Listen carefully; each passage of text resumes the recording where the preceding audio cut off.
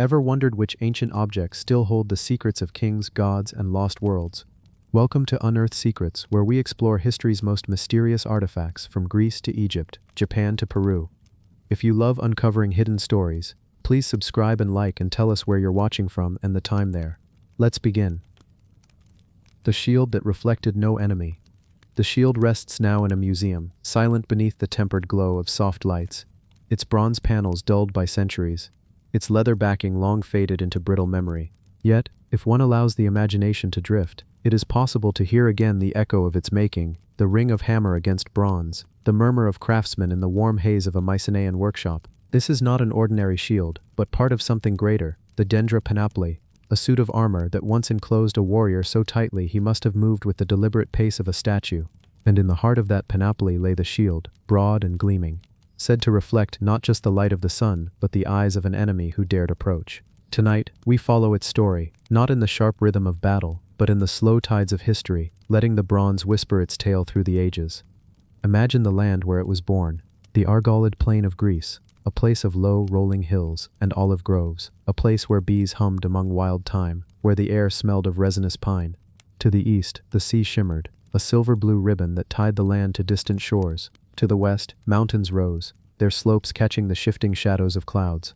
It was here, near the village of Dendra, that tombs were cut into the earth, chambers lined with stone where the dead of rank and honor were laid to rest. And it was here, centuries later, that archaeologists lowered themselves into the soil and unearthed the fragments of the panoply, piecing them together until the shape of an ancient warrior emerged once more. The shield was wide, tall enough to guard nearly the whole body. Its panels were fastened with rivets, overlapping like the scales of a great fish, bronze upon bronze, bound to a framework of hide that had long since decayed.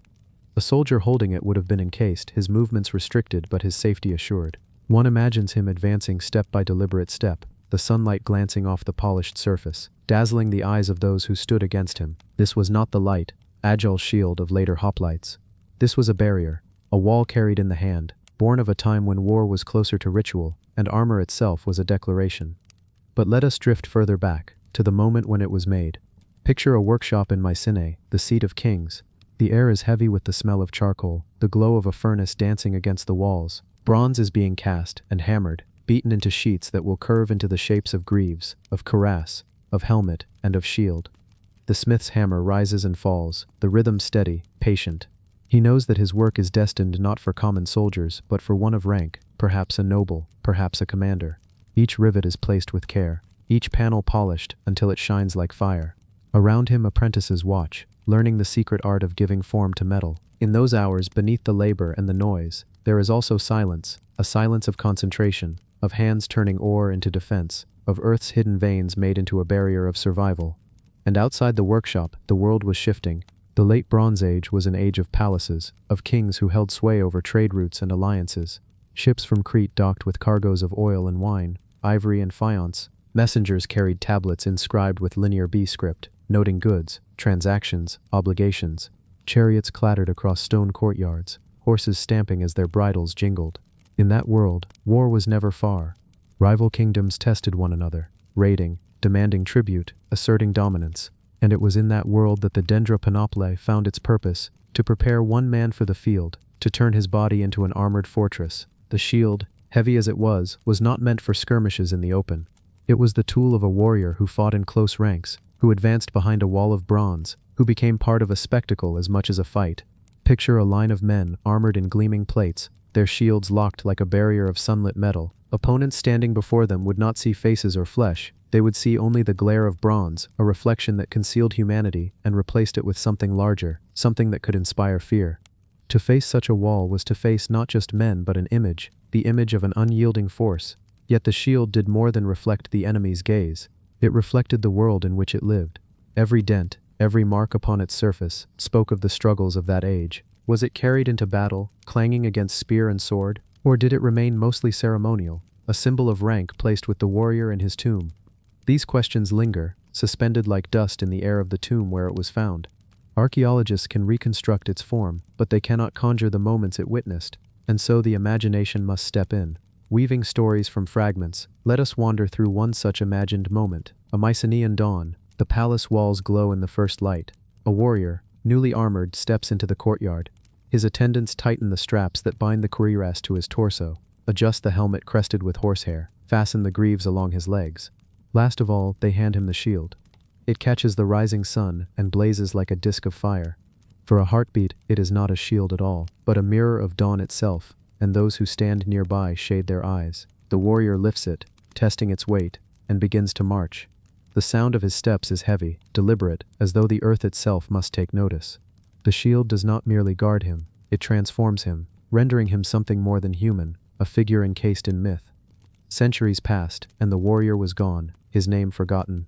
The shield, stripped of use, lay in silence beneath the soil. Above, the world changed. The palaces of the Mycenaean world fell, their walls blackened with fire, their records ended mid-sentence.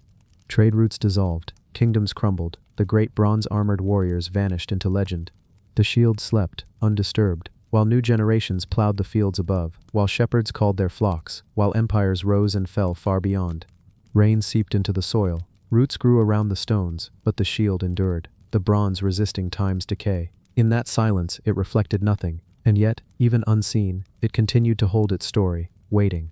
When archaeologists uncovered it in 1960, they knelt beside the fragments in awe. Piece by piece, they lifted the plates, brushed away soil, and saw the form emerge. To them, it was not simply a curiosity, it was a window. Through it, they glimpsed the craft of Mycenaean smiths, the might of warriors, the grandeur of a vanished world. They reassembled the shield, and under museum lights it gleamed once more, reflecting not an enemy's eyes but the gaze of all who looked upon it with wonder. And still, when one stands before it today, there is an uncanny sensation. It is as though the shield remembers, as though it still holds within its bronze the echo of sunlight, the weight of battle, the breath of the man who once bore it. Its reflection is dulled now, but it whispers nonetheless. A whisper of a time when bronze was brighter than gold, when shields were walls, and when warriors walked the earth like living fortresses. The jar that held the stars. The desert has always been a place of both endings and beginnings. By day the sands shimmer like fire, swallowing footprints as quickly as they are made. By night, silence descends, and the heavens open in a canopy of endless stars, so sharp and countless they seem almost within reach.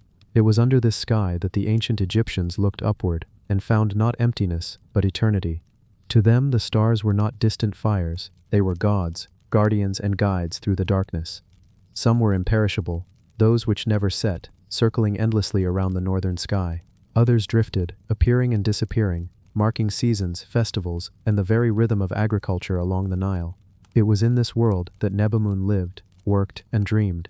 Nebamun was not a king, not even a noble of the highest order, but his life was bound to one of the greatest powers in all of Egypt, the Temple of Amun. He was a grain accountant, a man of numbers and record-keeping, ensuring that offerings flowed properly, that temples received what was due, and that the wealth of the god was not diminished. Yet, like many scribes, Nebamun understood that what was written could outlast even stone. To write a name was to give it permanence. To inscribe symbols was to summon meaning beyond death. So when his time came, Nebamun prepared not only a tomb but a legacy, walls painted with color that still breathes across millennia, and among his funerary possessions, a vessel unlike most others, the cosmic Canopic jar. At first it seemed like any other jar intended to hold the organs removed during mummification. Egyptians believed that while the body must be preserved, certain organs required special protection. These were placed within jars, sometimes under the guardianship of the four sons of Horus, each deity aligned with a cardinal direction, each watching over the body part entrusted to them. Yet Nebamun's jar was different. It was carved from alabaster that seemed to glow even in darkness, as though the material itself had drunk the light of the stars. Its surface bore not only the usual protective inscriptions, but also constellations, patterns etched in fine lines, dots and symbols that mapped the heavens above Egypt. To touch the jar, perhaps, would have been to run a hand across the very sky. To read it was to see the cosmos compressed into a vessel no larger than a man's chest, and within, placed carefully by embalming priests, rested more than flesh. There were amulets, tiny lapis lazuli stars, fragments of gold leaf, shaped like rays of the sun, beads of carnelian and turquoise that echoed the desert at dusk and the river at dawn. These objects were not random. They were meant to give Nebamun the very sky as his inheritance, to ensure he walked not only in the fields of reeds, the Egyptian paradise, but among the imperishable stars that never died. The Egyptians believed the soul had many parts, the Ka, the Ba, the Ak. The Ak was the transfigured spirit, luminous and eternal, often compared to a star. In binding the organs of Nebamun with symbols of the heavens, his priests were not merely preserving him, they were anchoring him to eternity. For in their worldview, stars were not distant, they were destinations. To die was to join them, to shimmer above forever, beyond the decay of Earth. When modern archaeologists pieced together Nebamun's story, they found fragments of his tomb paintings preserved in the British Museum, glowing with life. A man hunting birds with a throw stick, accompanied by his wife and daughter. Banquets alive with dancers and musicians. These scenes were not just records of life, but wishes for eternity. A declaration that joy, music, and love would accompany him forever. And then there was the jar, whose cosmic markings hinted that Nebamun's afterlife was not confined to earthly pleasures, but extended into the very order of the universe. Imagine for a moment the priests in a dim chamber, their oil lamps flickering. They chant softly, their words flowing like water over stone. One lifts the alabaster jar, tracing the etched stars with reverent fingers. Another places within it the preserved organ, wrapped and blessed, alongside amulets shaped like stars. They seal it, speaking words to bind Nebamun not only to Osiris, lord of the underworld, but to Nut, goddess of the sky, whose body was the heavens themselves. Above them, though unseen, the stars shine, mirrored on the vessel below. The jar was, in truth, a bridge. It joined body and sky, earth and cosmos, mortality and eternity. To place an organ inside was to send it upward, to transform decay into brilliance. The jar became a miniature cosmos, a starfield held in alabaster, a promise that Nebamun would not fade into silence but burn forever in the night. And so, the jar that held the stars lingered in the dark, hidden in a tomb, waiting.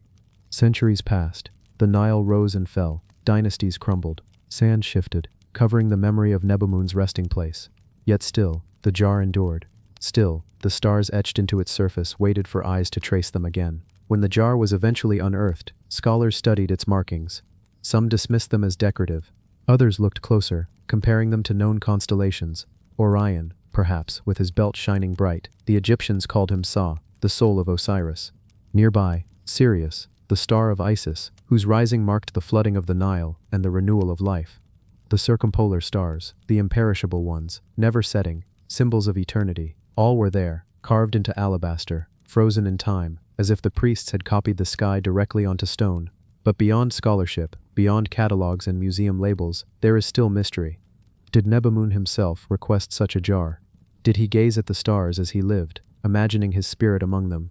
Or was it the priests, weaving their knowledge of astronomy into funerary ritual, giving him the cosmos whether he asked for it or not? The truth lingers between silence and starlight. The jar teaches us something profound about the Egyptians, their refusal to see life and death as opposites. To them, death was not an end but a transformation, a continuation into other realms, and the stars, constant, brilliant, unaging, were the truest symbols of that continuation. By inscribing them upon a canopic jar, they declared that even what decays could be made eternal.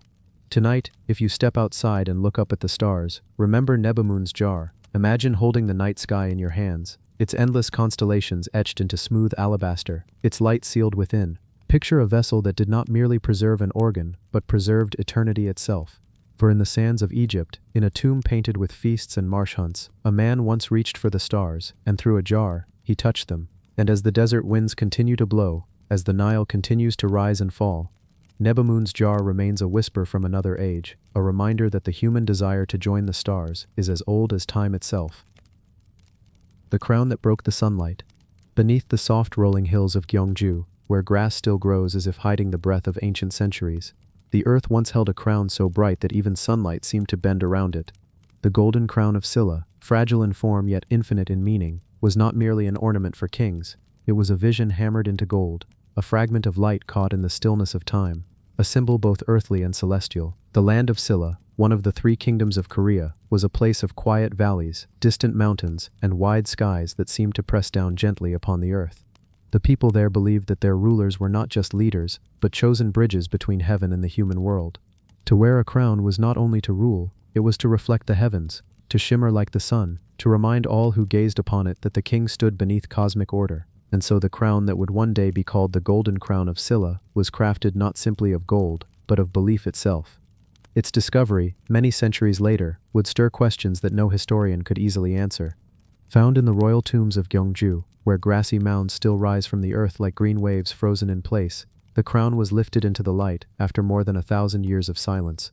Scholars marveled at its delicacy. Thin sheets of pure gold beaten into branches, tree-like prongs rising skyward, and tiny pendants cut into shapes that danced like sunlight when they swayed. The gold was impossibly thin, almost fragile, yet still intact after so long. It was as though the crown had been waiting, patient, preserving not just itself but the mystery of the world that made it. The crown was heavy not with weight, but with meaning. Each element had a voice. The uprights shaped like deer antlers, symbols of vitality and connection to the forest. The dangling gold and jade pendants that shivered with the slightest breath of air, as though meant to catch the whispers of unseen spirits.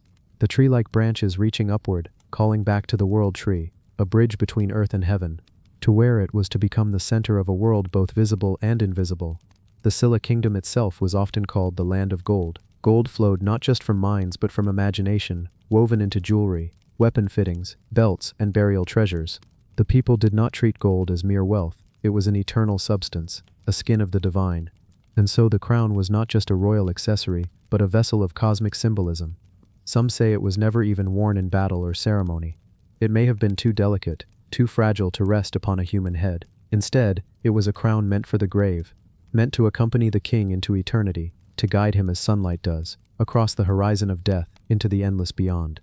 Imagine the burial ritual, the tomb, a wooden chamber sealed beneath layers of stone and earth, filled with offerings, weapons, pottery, jewelry, belts of gold, jade beads carved into the shapes of kama-like magatama. In the center lay the ruler, clothed in splendor, crowned in the fragile forest of gold. Darkness slowly sealed the chamber. The crown glittered for the last time in flickering torchlight before earth closed in above. For centuries it lay hidden, unseen, its gold untarnished, its meaning preserved in silence. When archaeologists uncovered the tombs of Gyeongju in the 20th century, they stepped into this silence. Lifting away stones, digging carefully through earth, they found objects that seemed less like artifacts and more like echoes. The crown was one of these. To hold it was to feel the weight of belief, the fragility of time, and the resilience of beauty. It was not just the work of a craftsman, it was a map of a world where rulers were seen as cosmic figures, standing at the threshold of heaven and earth. The structure of the crown was unlike those of other kingdoms. In Europe, crowns were often heavy, circular bands adorned with gems, dense with authority. The Silla crown, by contrast, was airy, almost weightless, as though it were not designed for the head but for light itself. The uprights were cut into simple but profound forms: trees, antlers, branches. They reached upward like golden rays. Suspended from them were pendants of jade and gold that shimmered with movement, capturing the smallest glimmer of light. It was not a crown of domination, but of reflection, a reminder that power was borrowed from the heavens, not taken from men. Scholars believe that the shapes echo the shamanic traditions of early Korea. Shamans, mediators between worlds, often wore headdresses adorned with antlers or branches, symbols of life, fertility, and connection to nature. The crown carried this imagery into royal symbolism, showing how kingship in Silla was rooted in both shamanic and celestial thought. A ruler was not only a warrior or administrator, he was a living connection to the natural and spiritual order. The jade ornaments, called gogok, were shaped like commas or droplets. Their curved forms suggested fertility, life, and the seeds of growth. Jade itself was valued not only for its beauty, but for its purity, its cool touch, its eternal endurance. In the crown, the jade pieces hung like drops of eternal dew, blessings from the unseen world. When light touched them, they gleamed softly, as though each pendant held a fragment of dawn. To imagine the crown in its original moment is to imagine sunlight itself caught in gold and stone. A ruler standing in ceremony, golden pendants trembling in the air, each movement releasing a shimmer, light breaking into fragments, dazzling the eyes of all who looked upon it. The crown was less an object than a performance, a living radiance. Yet this performance may not have been for the living. The fragility of the crown suggests it may have been created only for burial, never to be worn in daily life. Its purpose was eternal, not temporal, to light the path of the ruler into the afterlife, to crown him not as a king of the earth but as a soul among the stars. The tombs of Silla in Gyeongju, now quiet grassy mounds, still conceal mysteries. Many remain unexcavated, preserved beneath the earth. Within them may rest other crowns, other treasures, waiting to return to the light. Each one carries whispers of a kingdom that saw itself not only as a power upon the land, but as a harmony with heaven. The Golden Crown of Silla has often been described as one of the most beautiful crowns ever made. Yet its beauty is not simply in the brilliance of its gold or the polish of its jade. Its beauty lies in the world it reflects, a world where gold was the light of the sun, where antlers were the reach of life, where jade was the eternal seed, and where rulers were crowned not only as kings but as cosmic bridges. The crown, delicate as it is, has endured. It endured centuries beneath the earth, undamaged, untouched. It endures in museums now, where visitors gaze upon it with awe, their reflections mingling with the shimmer of gold behind glass. It endures in the imagination, a reminder that even the most fragile of objects can hold the strongest of meanings. In its branches we see the memory of forests, in its antlers, the memory of wild deer running through morning mist. In its pendants, the memory of light trembling on water. In its form, the memory of a kingdom that believed life was not only of earth but of heaven, not only of kings but of all the living and unseen. And so the crown is more than gold. It is sunlight broken into shape, a fragment of eternity carried through time. The crown that broke the sunlight, as it is sometimes called, still dazzles, not because it reflects light, but because it reflects a vision of the world where humans and heavens were never separate. Even now, centuries later, when the morning sun rises over Gyeongju and spills across the grassy tombs, it is as if the crown still lies there, beneath the soil, shimmering unseen.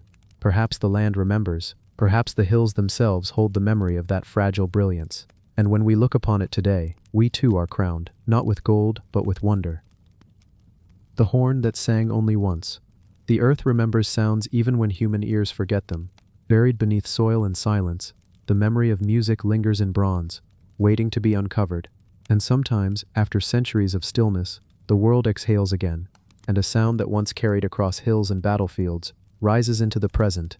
Such is the story of the Celtic Carnix, the horn that sang only once, and then fell silent for almost 2,000 years. The Carnix was no ordinary instrument. It was a war horn, long and upright, made of beaten bronze, with a tube stretching almost 2 meters high. At its summit rose the head of an animal, most often a boar, its jaws open wide, teeth bared, tongue loose within. When air was blown into it, the horn's sound burst out of this gaping mouth, shrill and unearthly, as though the voice of a beast had been captured in bronze. Its cry could be heard for miles, echoing through valleys, carrying not music but power. The Celts, who roamed across much of Europe in the last centuries before the rise of Rome, were masters of both art and war. They believed in a world alive with spirits, where animals, forests, rivers, and sky all bore voices. Their warriors fought not only with iron swords, but with the sound of the Carnix, a sound meant to terrify enemies, to awaken courage among friends, to pierce the boundary between human and divine. To hear it was to be shaken, unsettled, made to feel that something otherworldly was moving in the air. Descriptions from Roman writers tell us of these horns. Diodorus Siculus wrote of trumpets of peculiar shape, their blasts harsh and terrifying. To the Roman legions trained and disciplined, the sound was unlike anything familiar. It was a voice from a wild world, a sound meant not to order formations but to summon chaos. And to those who stood against Celtic warriors, the Carnix must have seemed like the roar of the earth itself. The most famous Carnix ever discovered lay hidden in a bog in Deskford, Scotland. It was found in fragments, the bronze boar's head preserved, its jaws still gaping. For centuries it was only a relic, mute, an object of speculation. What did it sound like? Could its voice ever be heard again? It was not until the late 20th century that musicians and archaeologists came together to rebuild it. Using the fragments as a guide, they forged a reconstruction, and when air was finally blown into the horn, the silence of centuries broke. A sound rose that was neither wholly human nor wholly animal, a raw, brassy bellow, wavering, alive, as though the horn itself had breath. Those present felt the hair rise on their arms. This was the song of the past, a voice that had not spoken for 2,000 years. The Carnix was not an instrument of melody. Its sound was not sweet or ordered. It was wild, chaotic, a sound designed to unsettle.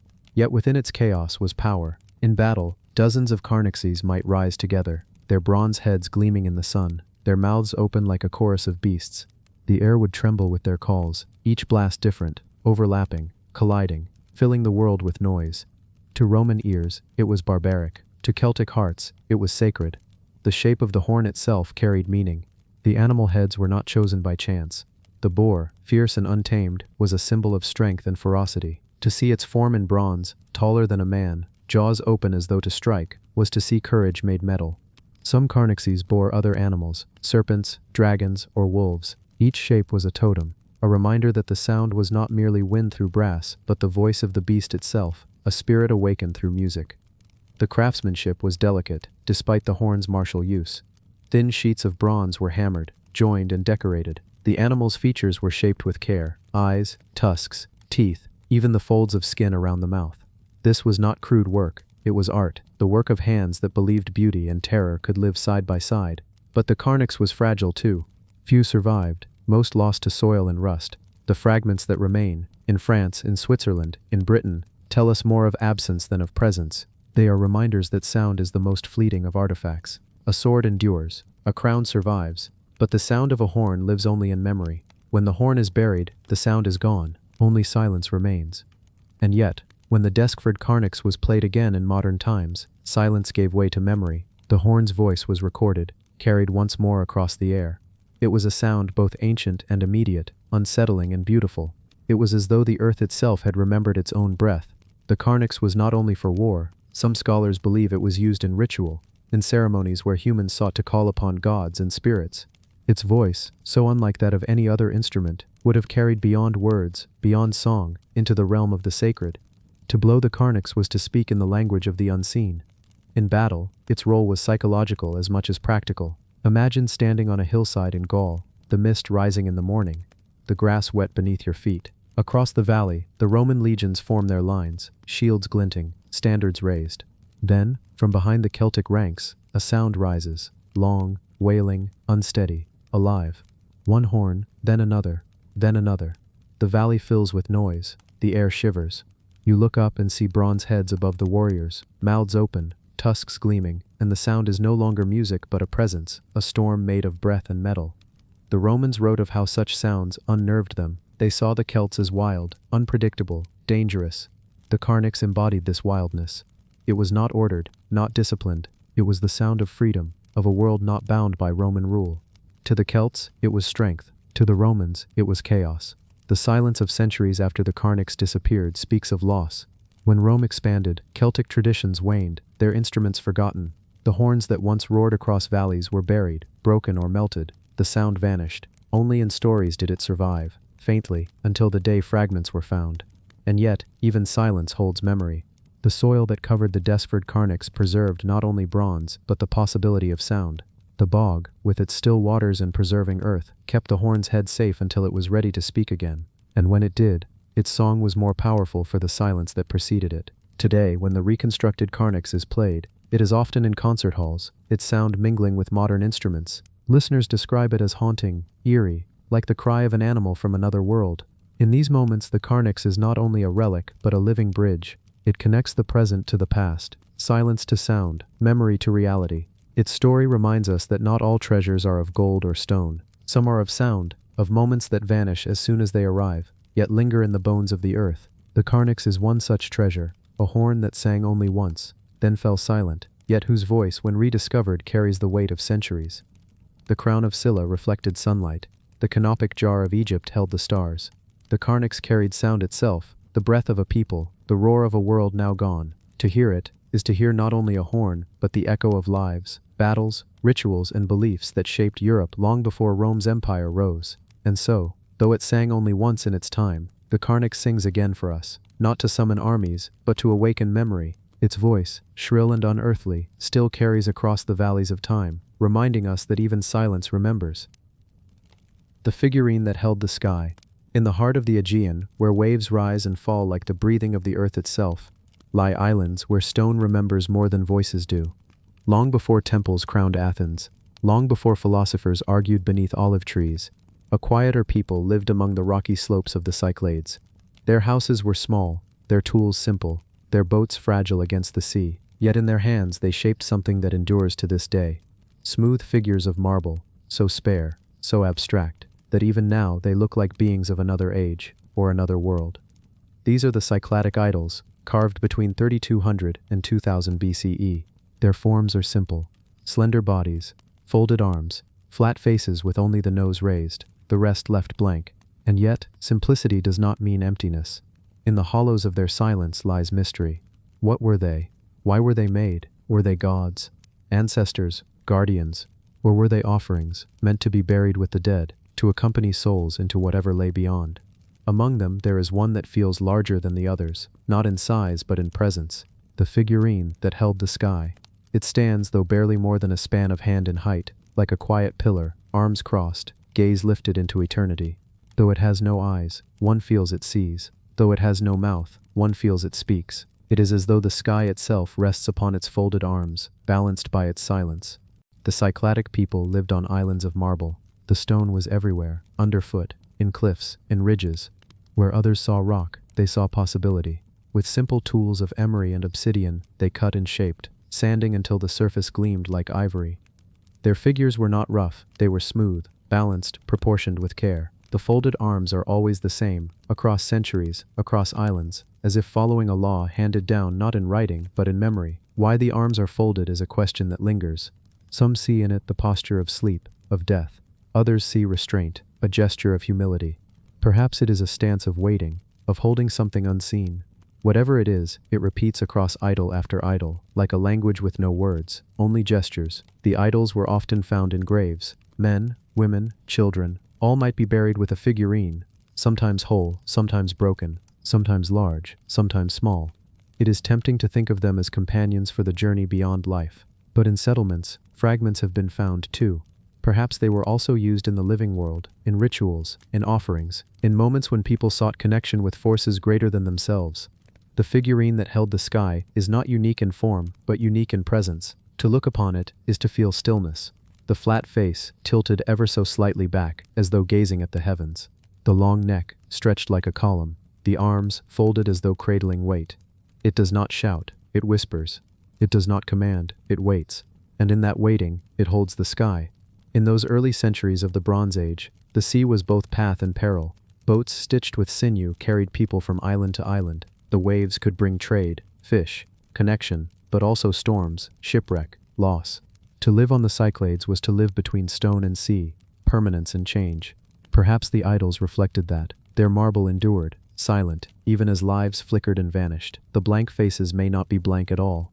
Traces of paint have been found on some figurines, eyes once drawn, mouths once marked, tattoos or patterns traced across the body. Time erased them, leaving only the marble. What we call abstract may have once been vivid. They were not faceless, but marked with meaning we can no longer see.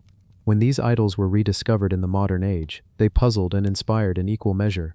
To early archaeologists, they seemed too modern, too simple. How could people so ancient have made forms that echoed the art of the 20th century? Painters and sculptors, Picasso, Brancusi, Modigliani, looked at them and saw reflections of their own work, as if across 5,000 years, hands were reaching to one another through marble. But the figurine that held the sky asks for more than admiration. It asks for patience. It asks us to sit with mystery, for no text accompanies it, no inscription explains. The Cycladic people left no writing we can read, no records to tell us why they carved in this way. All we have is the stone, the silence, the posture of folded arms, and in that silence we must listen. Imagine a small village on a Cycladic island, 4,000 years ago. The sun sets behind the hills, the sea darkens, the air cools. Within a house of stone and wood, a woman takes a block of marble. With slow strokes, she begins to shape it. Chips fall, dust rises. Hours pass, days pass, perhaps weeks. The form emerges, a body, long and slim, arms folded, head tilted. When it is finished, she polishes it with sand, with water, until it gleams. Then she holds it, and perhaps whispers words we will never know. The figurine may go into a grave, to lie beside a loved one. Or it may stay in the home placed on a low altar, to be touched in moments of prayer or need. It may stand in ceremonies, lifted toward the sky, arms folded as though mirroring the gesture of those who hold it. In every use it connects the human to the beyond. The Cycladic idols remind us that abstraction is not emptiness. To remove detail is sometimes to invite imagination.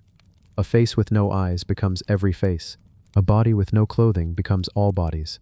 The figurine is not one person, but many, or none, or something larger. Perhaps it is the sky itself, held not in hands but in stillness. In time, the Cycladic world changed. Trade grew. The Minoans rose on Crete, building palaces with frescoed walls. Later, the Mycenaeans spread across Greece with their golden masks and mighty citadels. The Cycladic idols faded, their style abandoned, their makers forgotten. Yet the figurines remained, buried in earth, waiting.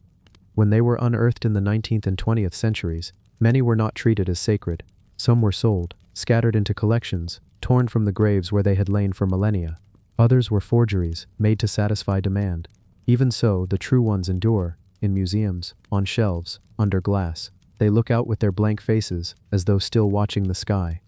The figurine that held the sky may be small, but it carries weight. It holds not only stone but memory. It holds the silence of centuries, the breath of those who carved, the questions of those who look. It is both fragile and eternal. To gaze upon it is to feel time stretching. The folds of its arms are not just gesture but gravity.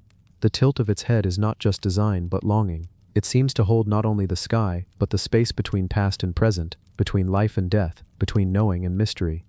And so the figurine stands, even in silence, as though balancing the heavens. It reminds us that not all things need explanation to carry meaning. Some things are meant to remain as mysteries, not puzzles to be solved, but presences to be felt. The Cycladic idol is one of them. The figurine that held the sky whispers not with words, but with stillness. It tells us that even in the simplest of forms, entire worlds can rest, and perhaps in its folded arms it truly does hold the sky. The sword that slept with a king. The sword lies in its case today, quiet and still, a simple piece of steel and gold to the eyes of passers-by. Yet for centuries it was more than an object. It was a symbol, a relic, a story carried in iron, and though it does not speak, those who lean close enough feel its weight not in their hands but in their minds. The weight of kingship, of faith, of war and peace braided together. This is the story of the sword that slept with a king. When we begin to look at an object like this sword, we can almost imagine the life it once had. Not alive in the way of breathing creatures, but alive in the way of fire and craft, belief and touch. A blacksmith in the medieval world hammered raw ore into a blade, each strike echoing with sparks. The blade emerged not just as metal, but as a promise, shaped in the rhythm of effort and heat. It may have begun humbly in a forge, yet it would find itself bound to kings, churches, and stories that lasted beyond empires. The sword of Saint Maurice rests today in Italy, associated with royal coronations, linked to the idea of sacred rule. Saint Maurice himself, a Christian Roman soldier of the Theban legion, was remembered for his steadfastness, his loyalty to faith even when it led to death. To bind a sword to his name was to bind war to holiness, and kings who took it in their hand were not merely holding steel, they were, in theory, taking up divine responsibility. Close your eyes for a moment and imagine the ceremony. A king, robed in heavy cloth woven with gold thread, walks slowly toward a throne. The air is filled with incense smoke drifting upward in lazy curls. The choir sings in low, steady tones that echo against the stone walls of the cathedral. At the center, waiting upon a cushion, lies the sword. Its blade shines faintly in candlelight. Its hilt gleams, decorated but not extravagant. When the king grasps it, there is a silence, as though every breath in the hall waits for what comes next. This is no ordinary weapon. This is a statement that rule itself is a kind of battlefield where justice, loyalty, and protection of the realm are the weapons wielded. Yet before the king held it, the sword had already known another kind of life. Its metal had been mined from the earth, pulled from stone veins buried in dark caverns, carried to a forge. It was smelted, shaped, cooled, and polished.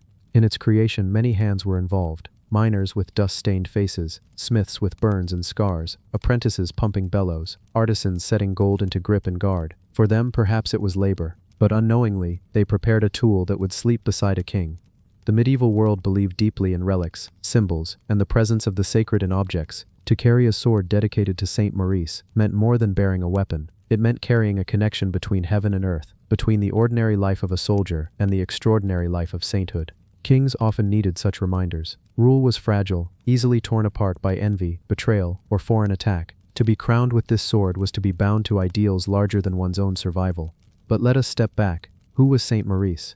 In tradition, he was a commander of the Theban legion, a unit of Christian soldiers in the Roman army. When ordered to sacrifice to pagan gods, Maurice and his men refused. Their loyalty was to their faith, not to the empire's demands. For this refusal, they were executed, one by one, their discipline unbroken, even in death. This act of steadfast belief transformed them into martyrs. Maurice became a symbol of loyal service, combined with unwavering faith. What better figure to lend his name to a king's sword? A king, too, was expected to lead with loyalty, to wield power with restraint, to defend the weak even when it cost him comfort.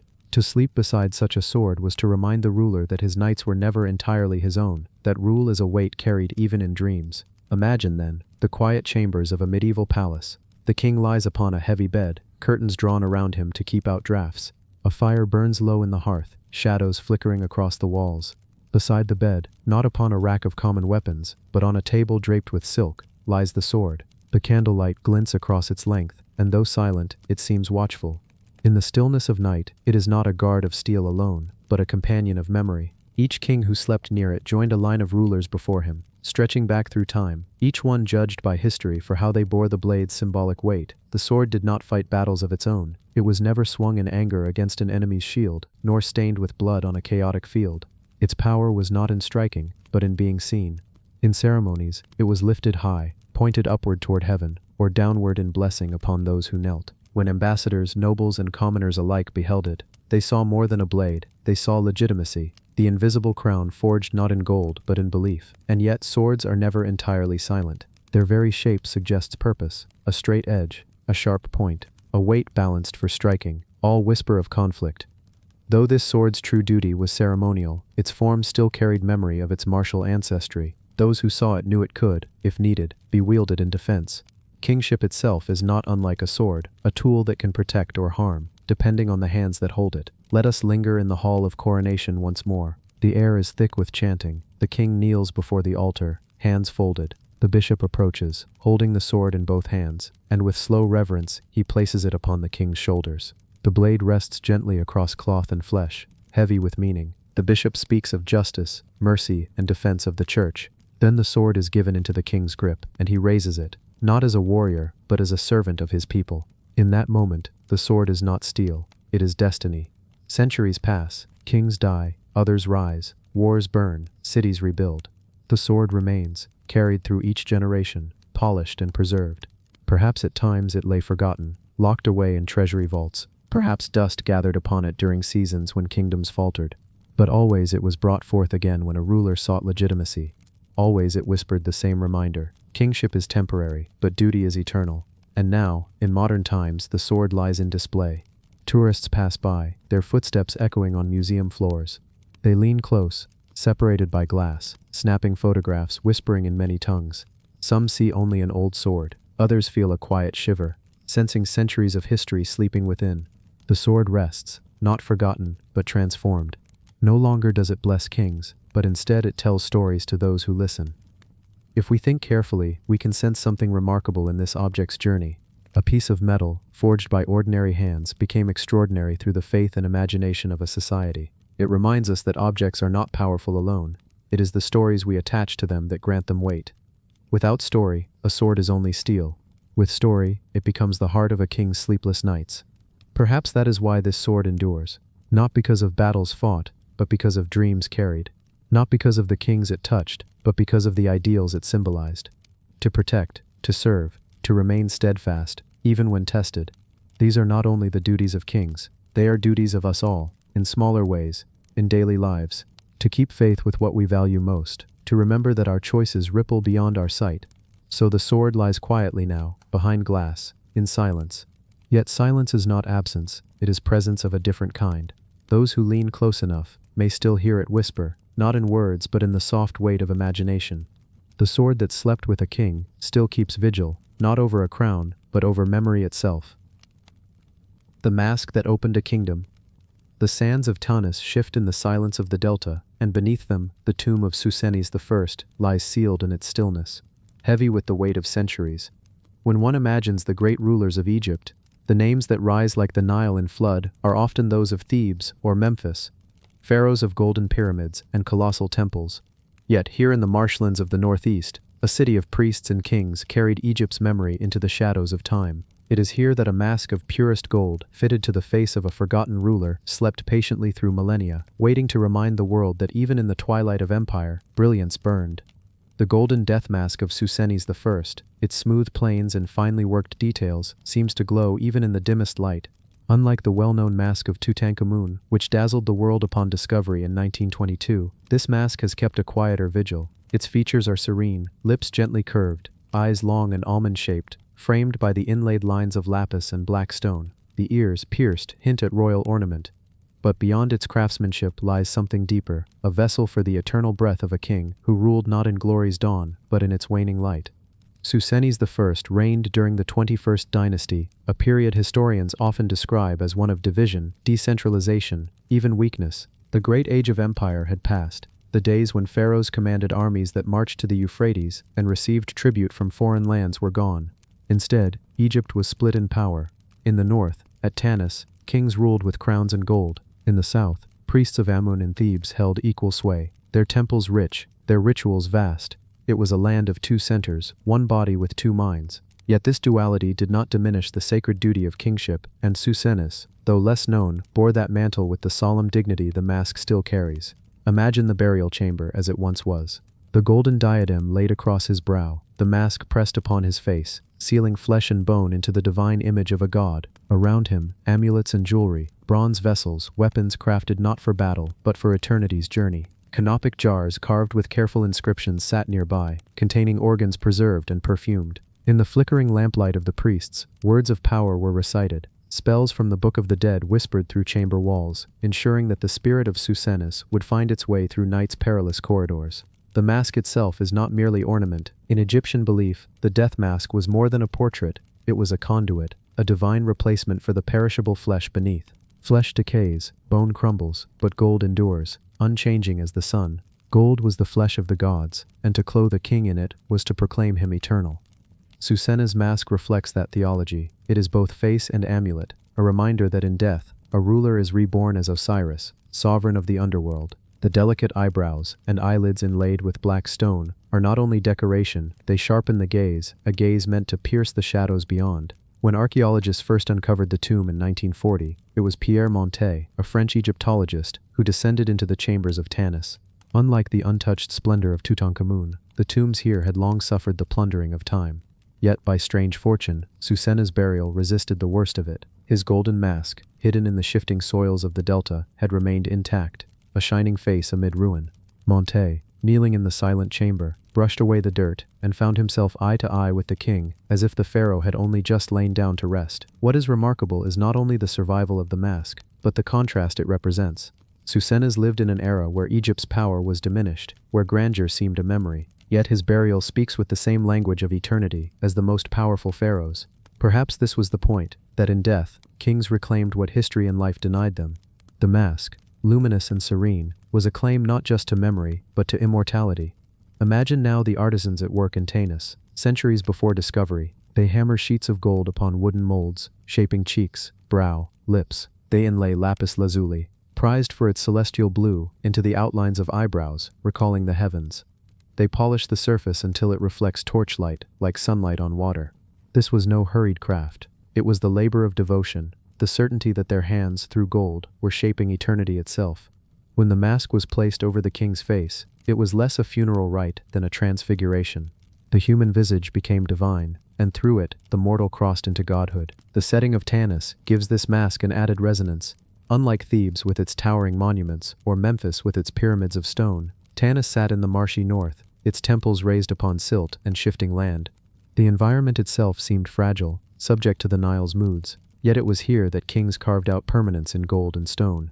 Tanis may have seemed impermanent, yet within its necropolis, the death mask gleamed like an anchor of eternity. The contrast is striking. Amid the mud and reeds of the delta, the mask embodies permanence, incorruptibility, and the still fire of divine radiance.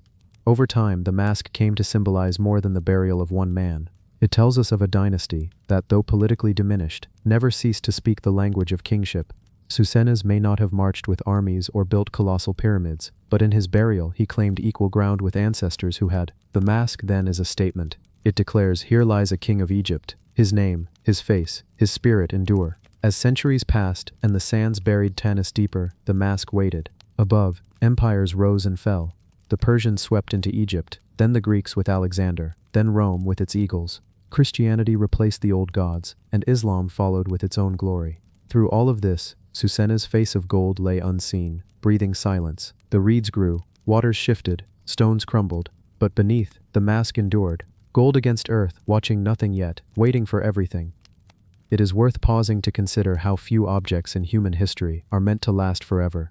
Tools rust, textiles rot, paper crumbles, even stone erodes, temples fall. But gold, soft and malleable though it is, resists corruption. It does not tarnish, does not decay.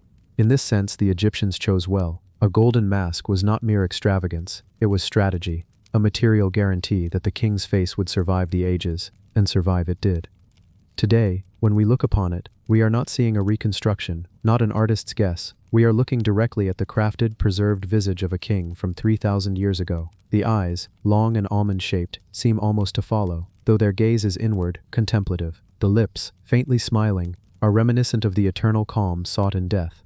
If Tutankhamun's mask dazzles with its youthful beauty, Susenes' mask hums with quiet authority, a stillness that feels almost meditative. Perhaps this reflects the character of the time, not an age of conquest, but of endurance.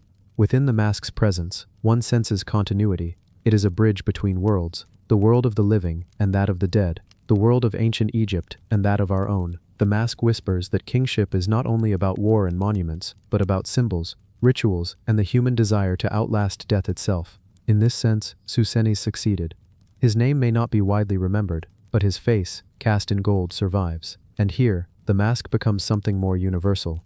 Though born of Egyptian ritual, it speaks to a human longing that transcends culture. To be remembered, to leave behind an image, a mark, a presence that endures beyond death. This is not only a pharaoh's desire, but humanity's. We carve our names into stone, paint portraits, write books, build monuments. Susenes' mask, then, is both personal and universal, a pharaoh's visage, but also a human face eternalized, refusing to fade into the silence of time. To look into the eyes of a man dead for 3 millennia, yet whose features shone uncorrupted, was to collapse time itself. The mask did not belong to past or present, but to both.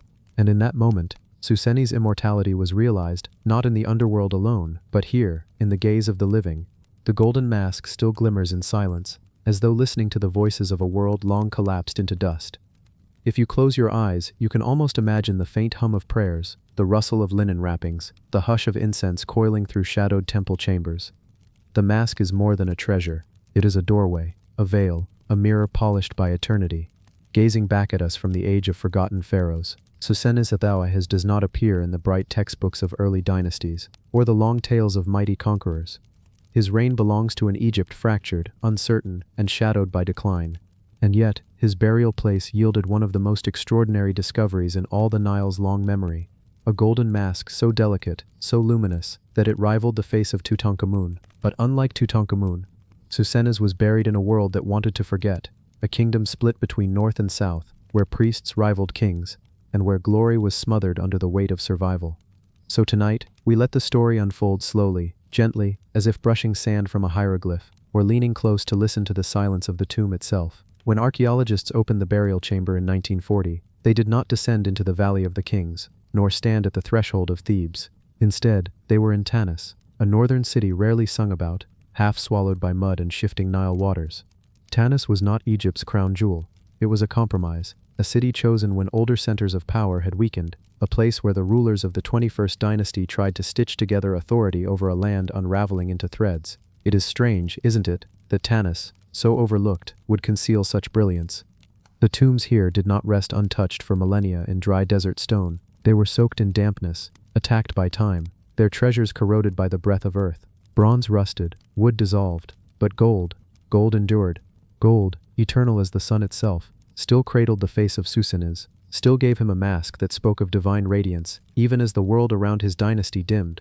Imagine Tanis at dusk, the slow laps of water against the banks, the calls of herons sweeping low, mud brick houses leaning together like tired neighbors, priests in white linen slipping between shrines, carrying offerings that smelled of honey and resin. The people of Tanis did not see themselves as forgotten. They still felt Egypt's pulse in their prayers, in their rituals, in the way the Nile swelled with life. Yet the wider world was turning away, to the Greeks, to the Libyans, to far kingdoms rising with their own strength. And into this fragile weave stepped Susenes I, ruler, high priest, caretaker of a kingdom no longer shining but still sacred. The mask that covered his face is delicate yet firm, as though shaped from the light of dawn hardened into metal. Its eyebrows curve gently, almost in a whisper of expression. The lips rest in composure, not in arrogance but in peace. Unlike Tutankhamun's mask, heavy with jewels, Susenes is restrained, refined. Its beauty lies in its calm perfection, the way it seems to breathe in silence. Scholars remark on its craftsmanship, hammered gold sheets carefully joined, smoothed into a surface that catches every glimmer of light. The artisans were not working in an age of vast imperial wealth. Their resources were narrower, their kingdom smaller, yet they summoned a skill equal to any age, creating something meant not for the living, but for eternity. To the Egyptians, the mask was not art, it was transformation. In death, the pharaoh became Osiris, the god who himself had died and been reborn. Gold was not chosen for beauty alone. It was the flesh of the gods, imperishable. Where the body might decay, gold remained. And so Susenes' features were eternalized, a guarantee that his soul would recognize itself in the afterlife. Close your eyes for a moment. Imagine the tomb chamber lit only by oil lamps, shadows wavering across stone walls, flickering across the mask's golden surface. Priests chant the words of the opening of the mouth ritual, giving the king the power to speak again, to eat, to breathe. The mask glows as if it is listening, as if it remembers. Susenas lived in a fractured Egypt. The 21st dynasty ruled from Tanis in the north, while powerful priests held sway in Thebes to the south. Egypt was no longer the unstoppable empire of Ramses or Thutmose. Instead, it was a land negotiating its own survival, balancing internal rivalries with the pressures of foreign tribes at its borders. Yet Susenas reigned for decades, some say more than 40 years. Longevity itself was a kind of triumph. His name, meaning the star appearing in the city, feels almost ironic, as though he shone faintly in a night sky crowded by greater stars of the past. But sometimes the faintest star endures the longest, visible when others fade. His reign is remembered less for battles, and more for continuity. He kept Egypt alive when it might have fractured completely. He ensured the rituals continued, that temples still received offerings, that the Nile's cycles were still honored. For a kingdom in twilight, that was no small thing, and perhaps that is why his burial mask feels so serene. It is not the face of a conqueror, it is the face of endurance, of a man who guided a weary kingdom through years that could have dissolved it entirely. When Pierre Montet, the French archaeologist, entered the burial chambers at Tanis in 1940, war already trembled across the world. Europe was unraveling, nations tearing each other apart. Even as Montet uncovered chambers filled with gold, silver, lapis lazuli, and carved alabaster, it felt like a strange mirror. While modern kingdoms collapsed into conflict, the long-buried king of a forgotten dynasty re-emerged in quiet splendor. Montet had been expecting little. The tombs of Tanis were poorly preserved, corroded by water and time. Yet when the chamber of Susenas was opened, and the golden mask was lifted into the lamplight, there was astonishment. Here was a treasure equal to Tutankhamun, but hidden in plain sight, in a city most had forgotten to search. The discovery was quickly overshadowed by global war. Headlines that might have echoed with marvel instead drowned under the thunder of battlefields. Susenas, it seemed, would remain half-hidden even in modern memory, his mask gleaming quietly while the world turned elsewhere. And yet, there is something poetic in that obscurity. Tutankhamun dazzled the world with spectacle. Susenas waited patiently, his mask not demanding attention, but offering it to those willing to pause, to listen, to wander into Tanis in their imagination. The mask does not shout, it whispers. It tells us that even in an age of decline, artistry thrived, that even when kingdoms fracture, beauty is made, that endurance, quiet and steady, can shine as brightly as conquest. It opens a kingdom not of empire, but of memory, a kingdom where silence itself feels sacred, where a forgotten pharaoh's face gleams with timeless serenity. So let us linger a little longer, in the half-light of Tanis, among the damp stones and the fragrance of ancient resin. The priests have finished their chants. The last oil lamps are dimming. The golden mask glows faintly in the darkness, as if the metal remembers the sun and refuses to let it go. We step back quietly, leaving Susenas to his rest, leaving the mask to watch over him, leaving the tomb to its silence. Outside, the Nile still flows, the reeds whisper, the stars glimmer above Tanis, faint but steady, like the star for which Susenas was named. And just as the mask endures, so too does his story, half hidden, half revealed, glowing softly in the quiet of history. And now, the mask closes. The kingdom sleeps, and we too drift into rest, carrying with us the soft golden glow of a forgotten pharaoh's eternal face. The bell that rang across centuries. There are sounds in the world that do not belong to the fleeting breath of a single moment. Sounds that, once struck, seem to linger long after the air has ceased trembling. They live on in memory, in imagination, in the soft folds of time itself. Among these sounds is one so deep, so heavy with meaning, that it is said to echo not only across mountains and seas, but across centuries. It is the voice of the Bonsho, the great temple bell of Japan. Picture it, a vast bronze bell, taller than a man, weighing many tons, its flared lip catching the light like the curve of an ancient horizon. It has no clapper within. Instead, monks draw back a suspended log, a great wooden striker, and let it swing forward with measured grace. The impact does not shatter the air but releases something thicker, more resonant, more profound. The first strike blooms low and heavy, like the very earth groaning awake. The second carries it forward, rippling into waves that feel more felt than heard. The third, slower still, deepens the silence that follows. This is no ordinary sound. The Bonsho are bells of eternity, and to trace their story, we must drift far back, across kingdoms, through molten bronze and whispered prayers, into a Japan that had only begun to shape itself beneath the brush of time. In the earliest centuries, before Japan was a land of towering castles and rising shoguns, bells had already traveled here. Bronze and iron brought across seas, techniques whispered from Korea and China, from craftsmen who learned to tame fire and metal into ritual forms. Small bells adorned harnesses, others chimed at shrines. But the great bells, the Bonsho, were something else entirely. They were not hung for men to summon men, not calls to battle or to court. They were hung for men to summon silence, to measure the turning of thought, to call not outward but inward. Forging one was an act of near-sacred ambition. The process began with a pit, deep and wide, lined with clay and brick. The mold for the bell's hollow body was built in layers: a core of clay, a wax sheath where artisans carved patterns, and finally an outer casing. Into the narrow spaces between, bronze would later be poured. This bronze itself was no mere metal. It was alloyed with exactitude, copper fused with tin, sometimes laced with traces of lead, each percentage chosen to tune, not just hardness but harmony. On the day of casting, the entire temple, sometimes even entire villages, gathered. Fires were stoked for hours, bellows pumping until the furnaces glowed white-hot. Priests chanted sutras to bless the molten stream as it was guided into the waiting mold. The air thickened with heat and incense. To watch bronze flow was to see rivers of light. The earth's marrow turned into liquid sun. And then, when the last drops were sealed within, when the mold was closed, all waited, for days, for weeks, until the earth cooled, until the breath of fire stilled. Only then could the clay be broken, revealing within not just a bell, but a promise. The Bonsho were massive, sometimes tens of tons, their surfaces carved with inscriptions of Buddhist teachings. Lotus petals ringed their bases, dragons crowned their shoulders. Every line, every ridge, every symbol was intentional, not decoration, but invocation. The bell was meant to sound like Dharma itself, the teaching, the truth, the resonance of the universe brought into the world. And when at last the wooden striker struck its side, it did not ring like smaller bells, bright and quick. Instead, it rolled out like thunder softened into velvet. The note lingered. It was said a single strike could travel miles, carried by the valleys, rippling over rivers, bending through forests. It could be heard in villages distant, not always with the ear, but somewhere deeper. Monks used the Bonsho to mark hours of meditation, to announce dawn, to usher evening. But more than this, the bell was time itself, not the ticking seconds of a clock, but the vast, immeasurable passing of existence. The Japanese had a word for the sound, shomyo, a resonance not merely in the air, but in the soul. It is said the great bells carried with them the sorrow of impermanence, the truth that all things must fade, yet also the comfort that this truth binds us together. Perhaps the most famous moment for the Bonsho came at the turning of the year. On New Year's Eve, temples across Japan strike their great bells 108 times. Each strike is deliberate, slow, resounding. Why 108?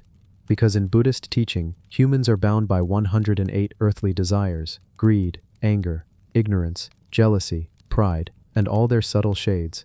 With each strike, one chain is broken, one tether loosened. By the time the final reverberation fades into the midnight air, the year is cleansed, and the path ahead feels lighter. Imagine it, winter cold pressing on the night, crowds gathered, breath rising in pale clouds. The bell's first strike rolls out, deep enough to shake snow from branches. The second follows, slower, as though the bell itself paces the stars. Families stand quietly, children hushed. The rhythm becomes meditation, becomes heartbeat. The 108th strike arrives just as the year tips over, the old gone, the new arrived. The silence after the bell, as full as the sound itself. This is not merely ritual, it is a sound that binds centuries together, and across those centuries, the bells have survived. Wars raged, castles burned, but still the Bonsho endured. Some were cracked, melted down, reforged. Some were hidden, buried, protected at the cost of lives. Others crossed seas as spoils, torn from temples but still carrying their voices into foreign lands. Even in silence, they seemed to wait, for bronze remembers. One famous example rests in Chion-in Temple in Kyoto. Cast in the early 1600s, it is among the largest bells in the world, weighing over 70 tons. To strike it requires not one monk, but dozens, pulling together on ropes, sending the wooden beam swinging in unison. The sound it produces is not just low, it is cavernous, as though the mountain itself had found its voice. Those who have stood near it describe the strike not only with ears but with their bones, their very breath resonating to its call. But beyond size and weight, it is meaning that gives the Bonsho their true power. For centuries, poetry and song have turned to these bells as symbols of impermanence.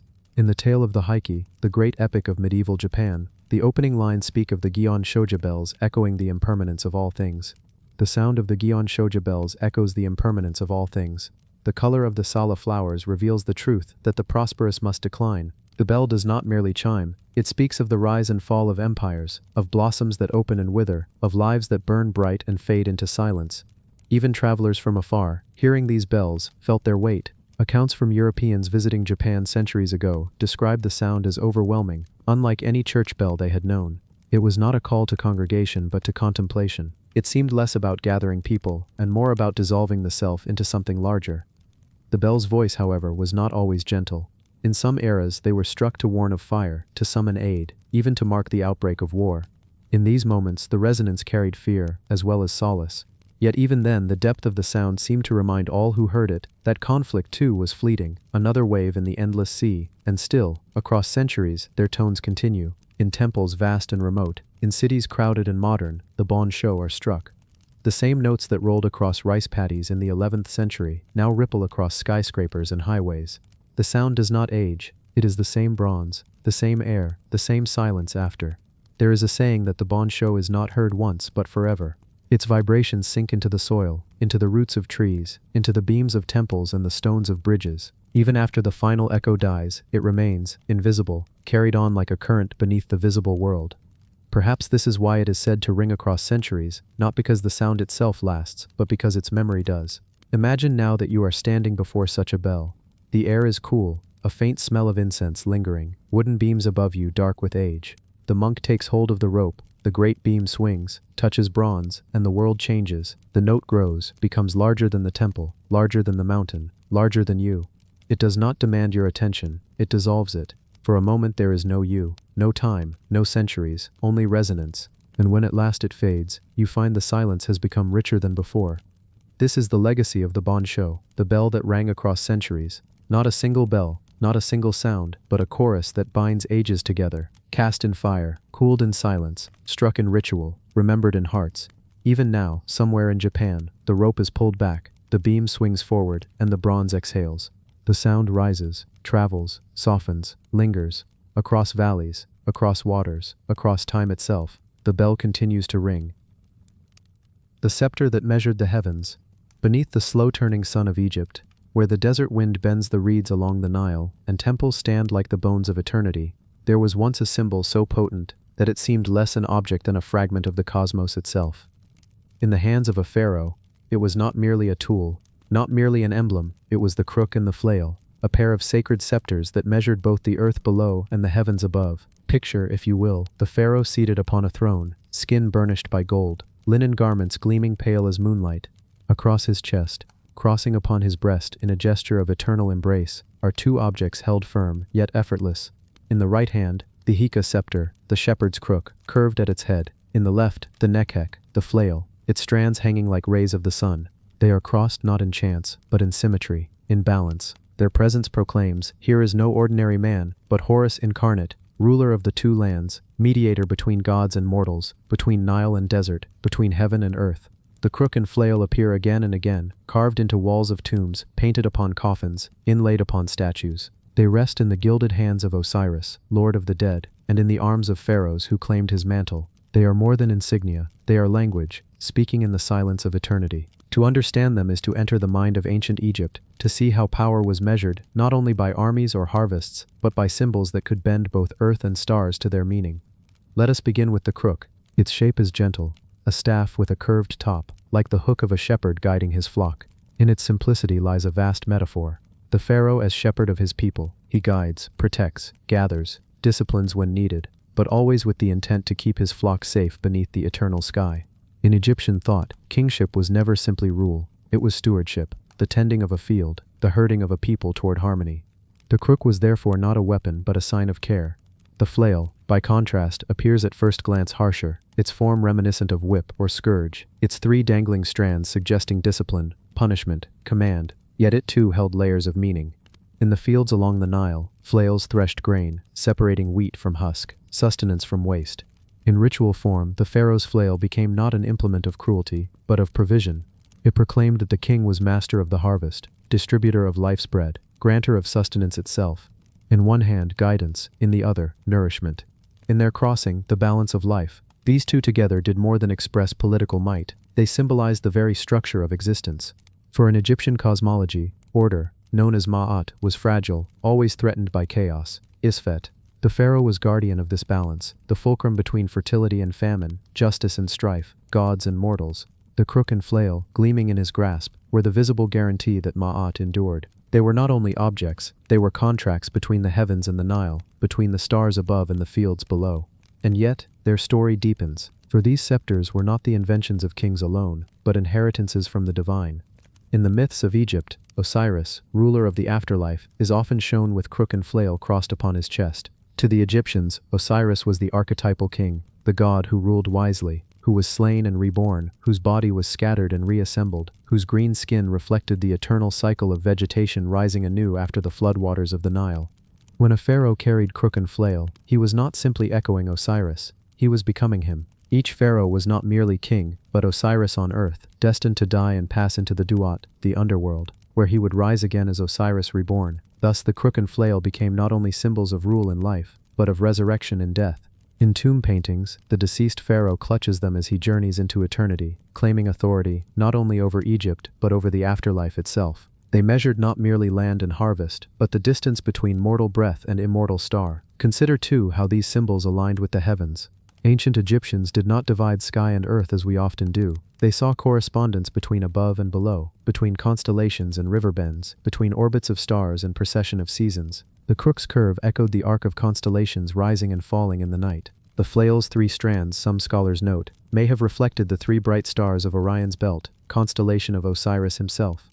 In their geometry, one could trace the cosmos written into the king's regalia. To hold them was to hold the map of the universe. We might linger now in the tomb of Tutankhamun, discovered in 1922 by Howard Carter, where the boy king lay in golden splendor. Upon his mummy's chest, crossed in eternal posture, were crook and flail of beaten gold, inlaid with lapis and carnelian, wrapped around the linened body like a final embrace. They rested against his arms, not as ornament, but as declaration.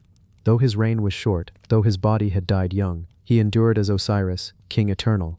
When the archaeologists uncovered them, they revealed not only treasure, but theology made tangible, the very core of what Egyptian kingship meant. The power of these objects was not confined to gold or jewel. They could be rendered in wood, in bronze, in painted image, yet their symbolism remained unbroken. They lived not in matter, but in meaning.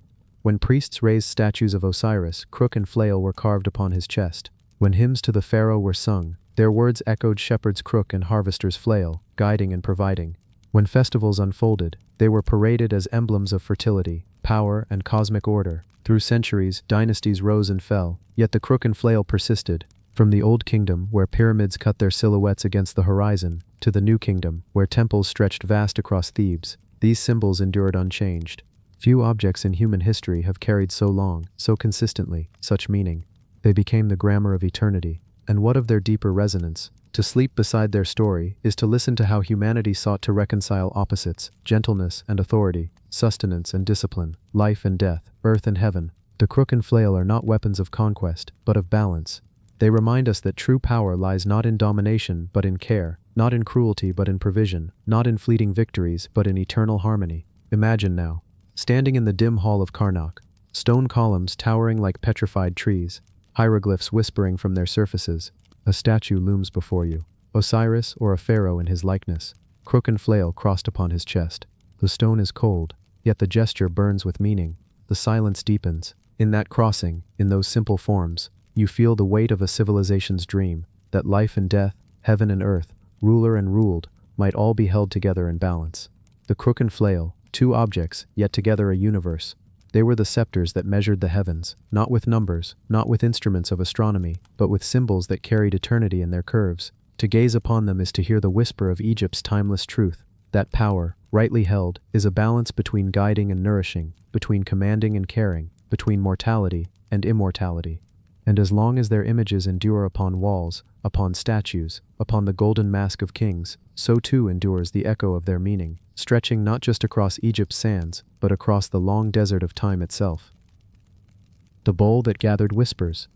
Along the northern deserts of Peru, where the sun beats upon earth the color of bone and rivers cut thin ribbons of green across the dust, a people once rose who spoke not with words alone, but with images hammered into silver, painted upon clay, carved into stone.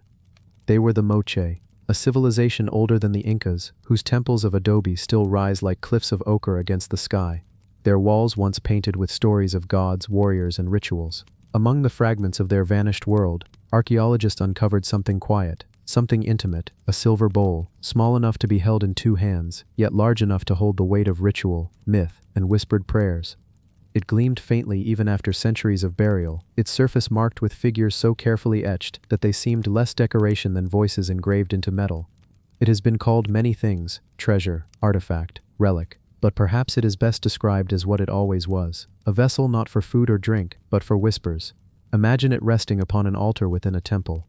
The temple itself is not stone like those of Egypt or Greece, but built of adobe bricks, thousands upon thousands, stacked by hands that carried the earth, shaped it with water, pressed it in the sun. Within, torchlight flickers, shadows moving across murals painted in vivid red, yellow, black. The air is heavy with the scent of burning plants, sweet and sharp. Priests in headdresses of copper and feathers circle slowly, chanting words that rise and fall like waves against a shore. In the center lies the silver bowl, gleaming softly, catching light like water catches the moon. The bowl was not made for ordinary life. Its walls are adorned with scenes of ritual, warriors parading, priests holding staffs, perhaps a figure with fangs or rays of power, half human, half divine. The Moche believed their world was populated by beings who crossed the boundary between human and God, and their art captured this constant blending. On the bowl, one can trace their beliefs in sacrifice, in cosmic order, in the eternal dialogue between blood and earth, sky and sea. For the Moche, silver was not mere wealth. Gold, they said, belonged to the sun, but silver was the metal of the moon, the night, the waters that gleamed under starlight. To shape a bowl from silver was to invite the moon itself to descend into ritual, to rest in the hands of priests and kings. When liquid was poured into the vessel, chicha perhaps, a fermented maize drink, it shimmered as if stars had dissolved into it. To drink from such a bowl was not only to taste liquid but to swallow light, to partake in the cosmos. But why call it the bowl that gathered whispers? Because the Moche were not a people who left behind writing in lines or letters. They did not carve alphabets into stone. Their language survives in fragments only, carried in the mouths of descendants. What they left instead were images, scenes painted, figures hammered into silver, patterns that told stories without words. And so when we look upon the bowl, we do not hear shouts of history or proclamations of kings. We hear whispers, subtle, uncertain, yet persistent, whispers of their rituals, whispers of their beliefs, whispers of the lives they wove into every object they made sacred. Let us drift further into their world. The Moche built great huacas, temple mounds, such as the Huaca de la Luna and Huaca del Sol, rising from the desert plain like man-made mountains. The Huaca de la Luna, Temple of the Moon, was covered in murals showing gods with feline fangs, beings with octopus limbs, warriors with helmets and spears. In chambers beneath, priests performed sacrifices, offering the blood of captives to nourish the earth. The silver bowl might have rested in such a place, carried during ceremonies where the boundary between human and divine grew thin, where every sound echoed like a whisper from another world. Close your eyes and imagine the scene, the chanting rising in rhythm, drums pounding like heartbeats, seashell trumpets calling from the shadows. A prisoner is brought forth, his face painted, his body trembling. His blood flowing into a silver vessel is lifted to the gods, not cruelty alone, but a gift, a necessity. For the Moche believed life required exchange. Earth gave crops, sea gave fish, people gave their breath, and the bowl was there, receiving, gleaming, whispering the bargain into eternity. Yet not all whispers are violent. The same bowl may also have held maize beer shared in festivals, when the community gathered beneath moonlight. Hands raised it, lips touched its rim, laughter mingled with prayers. In those moments, silver reflected not blood but joy, not fear but unity. For the Moche, as for us, vessels carried memory, and silver remembers. It tarnishes but does not die, it darkens but can be polished back to light. In the designs hammered onto the bowl's surface, archaeologists see echoes of the presentation theme, a ritual scene repeated often in Moche art, a priest or priestess offering a cup to another, often with figures of power looking on. Was this bowl one of those very vessels, passed from hand to hand in a ceremony of exchange? Each line etched upon it might be the frozen trace of voices long gone. Whispers of offerings now silent but still visible in metal. The desert wind buries, but it also preserves. When the bowl was finally uncovered, after centuries beneath shifting sands, it had not lost its voice. In the stillness of the museum, far from Peru's coast, it glimmers softly under lights, surrounded by silence. Yet to those who pause, who look closely, who lean as though listening, it still gathers whispers, not of priests or warriors now, but of time itself, of the faint murmur that connects us to people we will never meet, to worlds long faded but never fully gone. The Moche vanished before the rise of the Inca, their temples crumbled, their cities swallowed by desert storms and El Niño floods. Yet their silver bowls remain, delicate yet enduring, fragile yet eternal. They tell us that art is not only for beauty, not only for display, it is a vessel, a whispering bowl that carries memory across centuries. And so tonight, we let it rest before us. Its rim smooth, its surface etched, its metal still cool with the light of the moon. We listen. We do not hear grand speeches or loud histories. We hear the faintest sounds, the murmur of wind across adobe walls, the rustle of feathers in priestly headdresses, the heartbeat of drums echoing through ritual halls, the trickle of liquid into silver. We hear whispers, whispers that gather, that linger, that remind us that even in silence, the past is never truly gone. The bowl that gathered whispers still gathers them, even now. And if you close your eyes, perhaps you too will hear them, flowing like the hush of desert wind across the endless sands of Peru. The face that watched the river. The jungle of southern Mexico is never silent. Even in the still hours of the night, when the moon glows above and the stars are blurred by mist, there is a constant hum, the chorus of insects, the sudden cry of a bird startled from its roost, the hush of water moving endlessly along the wide rivers. It was along these rivers that one of the earliest civilizations of Mesoamerica rose, the Olmecs, a people whose name we give them now, but who called themselves something else, a word lost to time, dissolved like smoke into the canopy. They are remembered for colossal heads carved from volcanic stone, each taller than a man, each face stern and commanding, staring across plazas as though keeping eternal watch. But among the fragments of their world, there exists something smaller, more intimate, and yet no less powerful, a mask carved from jade, cool as river water, polished until it shone like frozen light. A mask not worn, but placed, perhaps upon the dead, perhaps upon the living, during ceremonies, perhaps upon an altar as an offering. It is called the Olmec Jade Mask, though its true name, the name whispered by the hands that carved it, has long since drifted into silence. Imagine holding it. The mask is heavy in the palms, for jade is dense, harder than steel in some of its forms. The surface is smooth, almost warm, though stone is cool by nature. Its face is not exaggerated, not monstrous, but strangely human. Eyes slightly almond-shaped, mouth firm, nose strong, features both ordinary and eternal. Some say it may represent a ruler, others think it is the face of a god, and some suggest it is not one person or one being at all, but the idea of humanity itself, condensed into stone.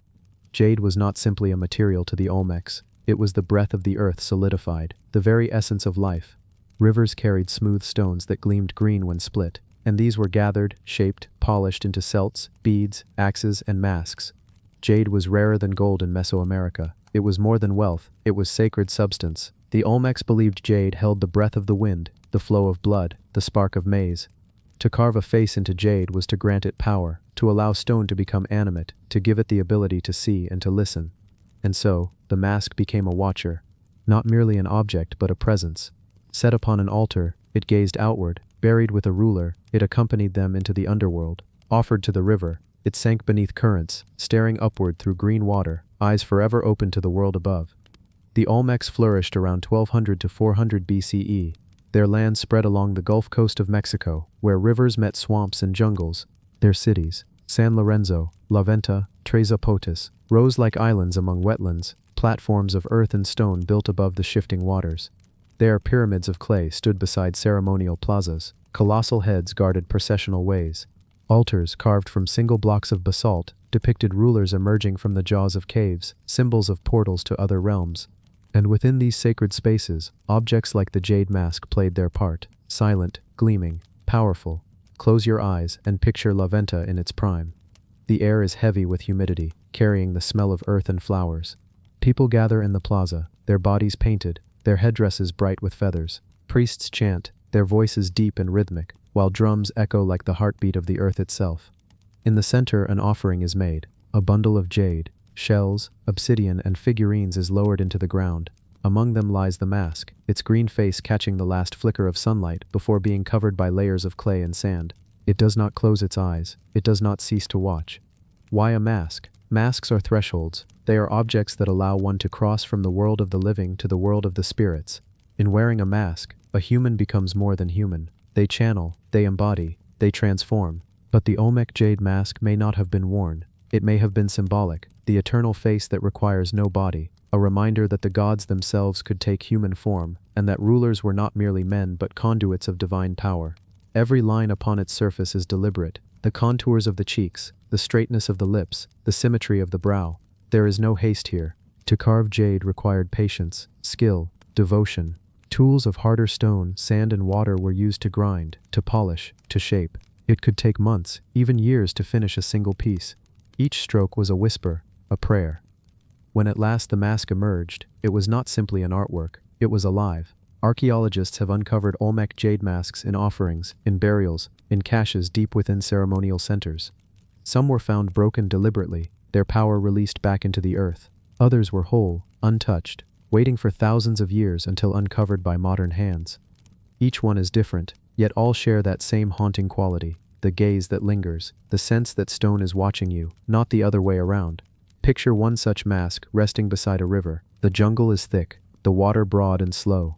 Priests approach, carrying the mask upon woven mats. They chant to the spirits of water, to the forces that give life to maize and fish, that swell the rivers and flood the fields.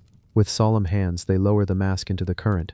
For a moment, sunlight flashes across its jade surface. Then it disappears beneath the water, where fish dart and plants sway. The mask lies upon the riverbed, staring upward, its face touched by drifting sand, its features unchanged as centuries pass. The river whispers around it, carrying its prayers downstream to the sea. What did the Olmecs whisper into the mask? What voices did it gather as it lay beneath the soil, beneath the water? We can never know fully, but we can imagine. The pleas of farmers for rain, the hopes of rulers for strength, the chants of priests asking for balance between sun and moon, between flood and drought, the laughter of children who saw their reflections in its polished surface, the sorrow of mourners who laid it beside the dead. All these became part of the mask, absorbed by jade, stored in silence. Jade does not decay, it resists time, and so the whispers remain. Not words we can decipher, but impressions, echoes, resonances. The mask remembers, even when memory fails. The Olmec civilization faded long before the Aztecs, long before the Maya reached their heights. Their cities were abandoned, their colossal heads toppled or buried, yet their influence flowed onward, like the rivers that nourished them. Later cultures inherited their gods, their symbols, their reverence for jade. And so, when we look upon the Olmec jade mask, we are not only seeing one object, we are seeing the seed from which much of Mesoamerican belief would grow. The face is calm. It does not reveal its secrets. It does not shout of war or conquest. It watches, it waits, it listens. Perhaps that is why it still unsettles, still fascinates. In a world where civilizations rose and fell, where temples crumbled and forests reclaimed stone, the mask endured. A face that watched the river once, and still watches us now. Let us linger with it, in stillness. The mask rests before us, carved from jade that gleams softly in the light. Around it, the jungle breathes, the river flows, the insects hum, and though the hands that made it are long gone, though the prayers whispered into it have faded from air, the mask continues its silent vigil. It does not close its eyes, it does not turn away, it waits, patient as stone, eternal as jade, and if you listen closely, very closely, you may hear it, not with ears but with the heart, the quiet gathering of whispers that have crossed centuries, the soft murmur of a civilization that has vanished, yet still speaks, through the face carved to watch, to remember, to endure.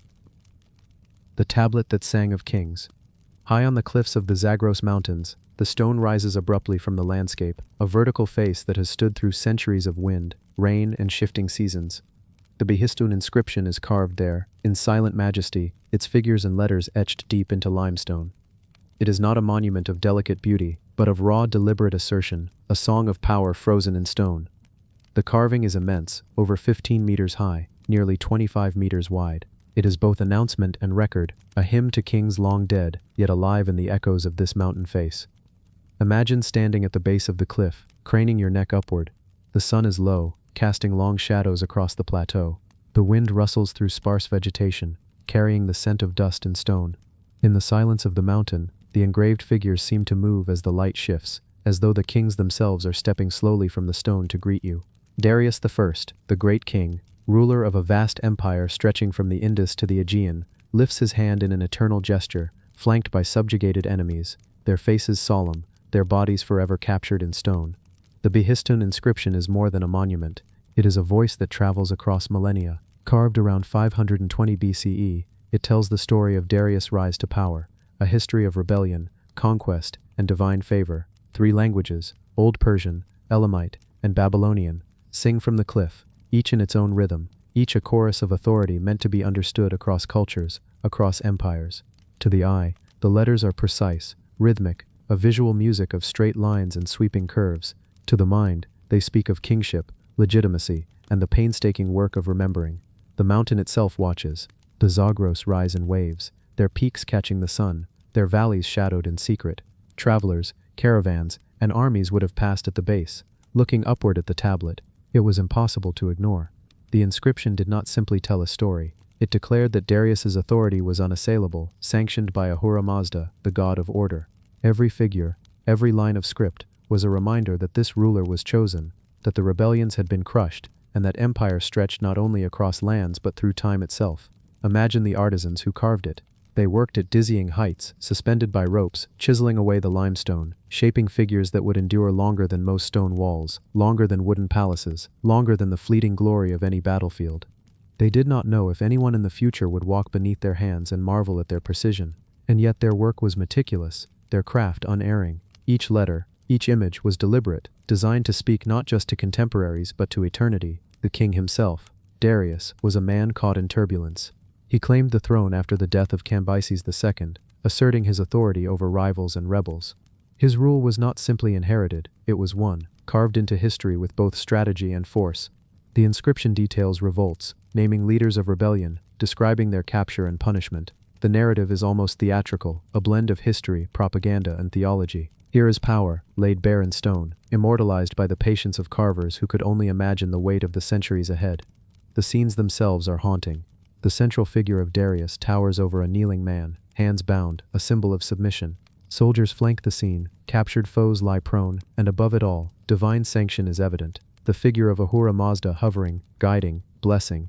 The proportions are exaggerated to convey authority. Even now, standing below, one cannot escape the sense of scale. The empire, the king, the gods, all larger than life, carved directly from the mountain itself.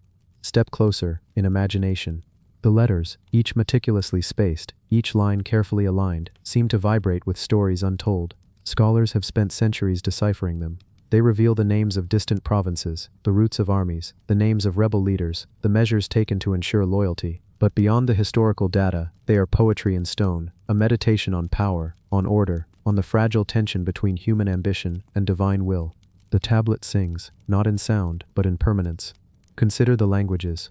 Old Persian speaks to the heart of the empire, a direct and simple tongue meant to be understood by the ruling class. Elamite carries the memory of an older culture, a people whose traditions Darius sought to honor and incorporate. Babylonian, with its flowing cuneiform, reaches outward to a city of great prestige, communicating the king's message across cultures. Each script adds texture, like instruments in an ensemble, a chorus affirming the king's dominion. The tablet is multilingual, universal, reaching across the empire to whisper of obedience, order, and eternity. And yet, the Behistun inscription is not merely a record of conquest. It is a mirror of human ambition. The rebellions it commemorates were bloody, and the rewards of loyalty were survival, while the punishment for defiance was death. Imagine the lives behind the carvings, the soldiers, the citizens, the prisoners. Each presence suggested by shape and word, their stories compressed into frozen gestures, eternally beneath Darius's gaze.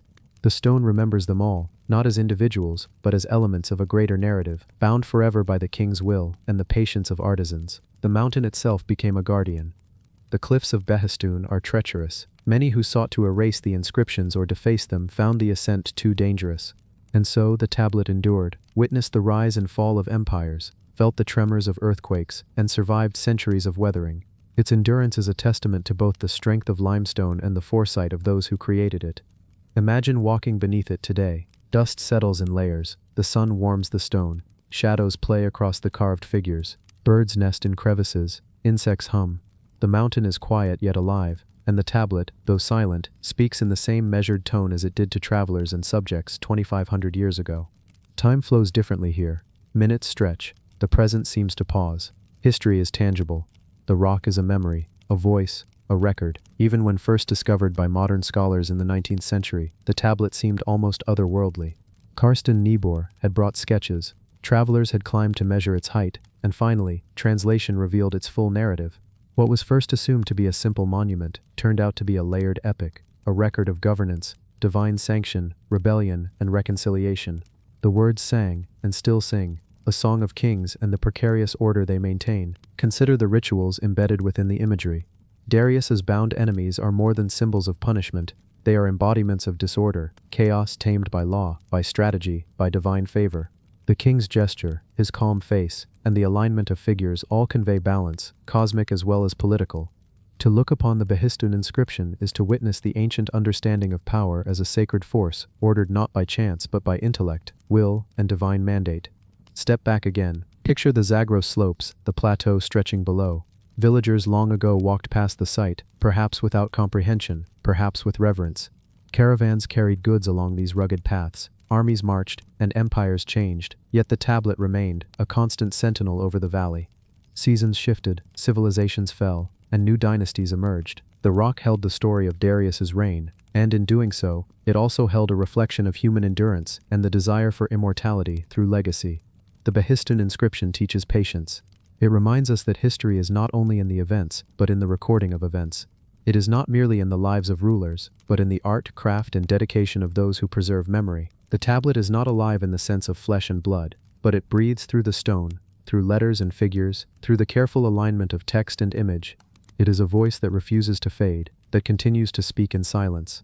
The mountain exhales, the wind stirs, the shadows lengthen across the carvings.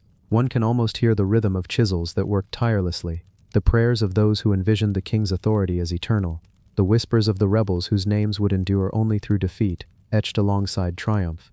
All of it is captured in the tablet, a delicate balance of power, artistry, and human will.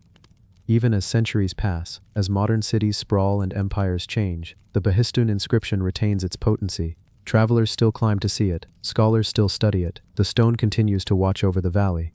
And when one stands in quiet contemplation beneath its carved figures, one can sense the pulse of history, the weight of human ambition, and the enduring song of a king who sought to ensure that his reign, his victories, his vision, would echo across time.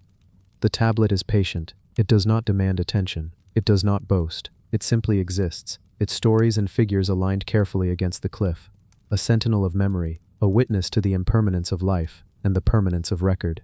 Each letter and figure is a note, in an unending melody, a song of kings that resonates silently through centuries, whispering to those who approach, telling them of order and chaos, of ambition and humility, of a ruler's attempt to capture eternity in stone. And so we linger here, beneath the Zagros cliffs. The wind moves across the plateau, carrying the scents of dust and grass. Birds rise and fall, their wings brushing the warm air. Shadows shift, light touches the inscriptions. The tablet remains, and in it, the pulse of a human story, eternal and unwavering. We leave with the awareness that history is not only in the words that survive, but in the moments carved into stone, in the care of those who made it, in the patience of a king who sought to sing across time. The stone remains, the king remains, and as the sun dips low, casting the Behistun inscription into golden shadow, we can feel, ever so faintly, the song of the kings, the whispers of centuries, and the quiet endurance of a tablet that still sings, across deserts, mountains, and the silent river valleys of Iran. The disk that counted dawn. High on the arid slopes near the ancient city of Chanchan, the golden disk rests silently, as though waiting for the sun to touch it again. The air carries the dry scent of sand, the faint aroma of distant ocean breezes, and the whisper of winds moving across adobe walls.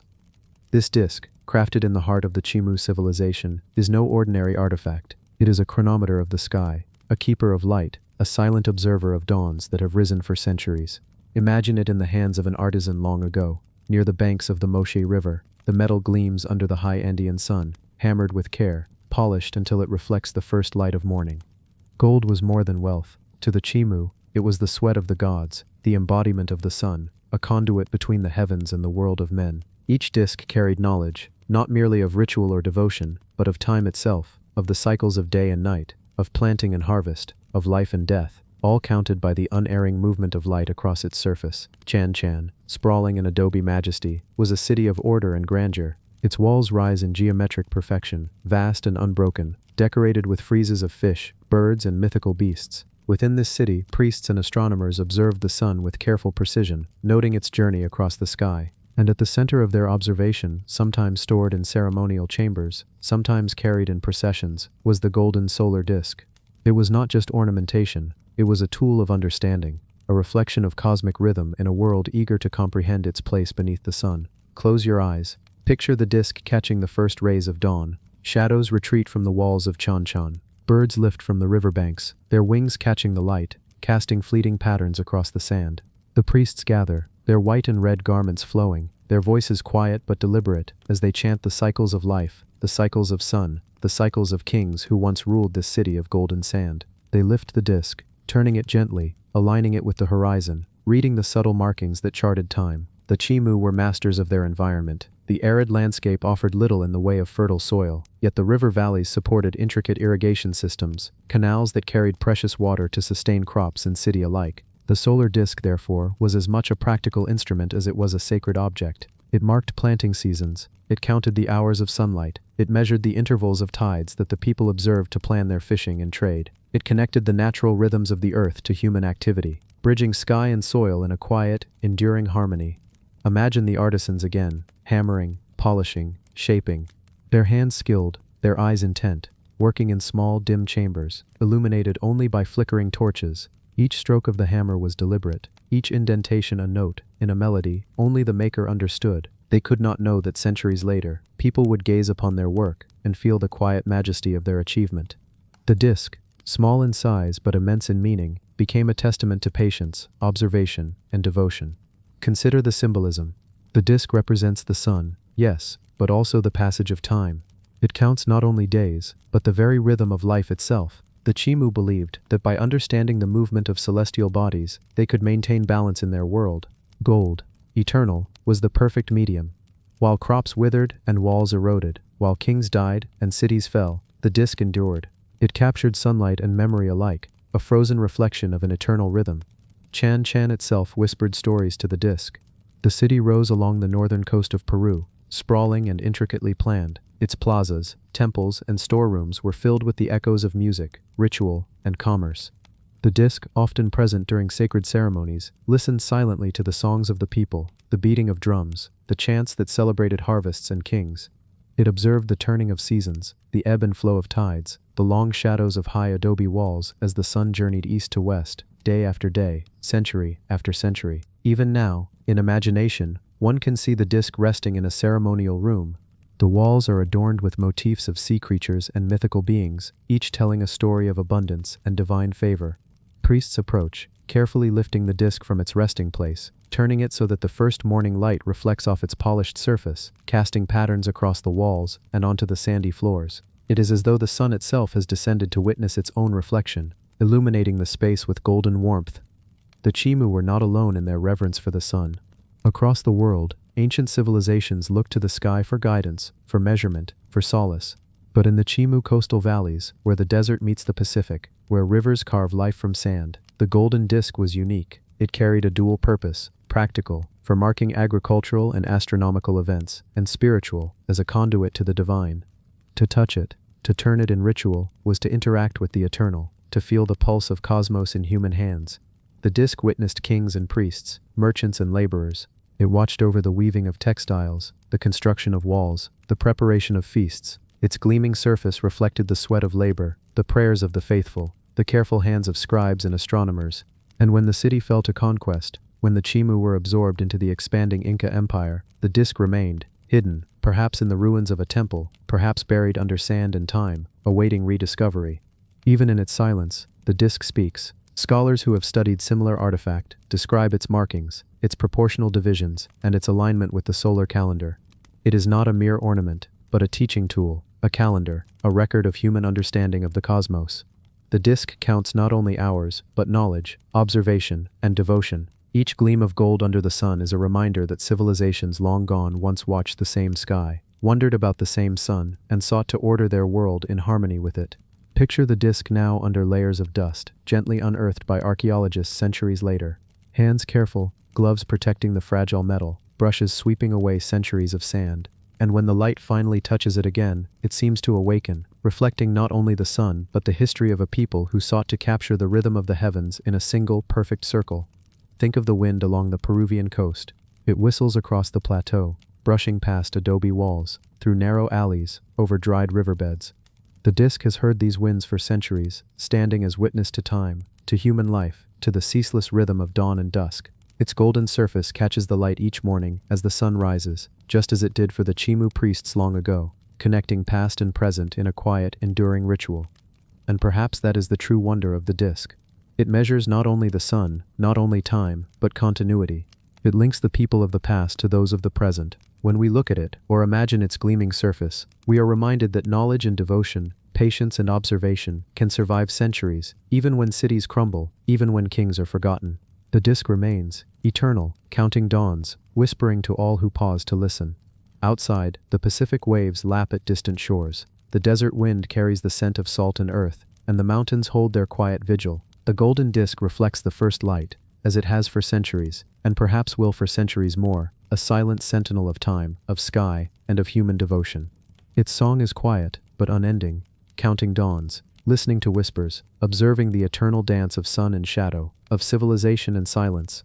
And so we linger in imagination, beneath the shadow of ancient walls, beside the desert riverbeds, watching the sun strike the disk once more. It is a link to the Chimu, to the priests who lifted it in ritual, to the artisans who hammered gold with patience and care. Each glint is a heartbeat of the past, a reminder that though empires fade and rivers shift, knowledge, artistry, and devotion endure.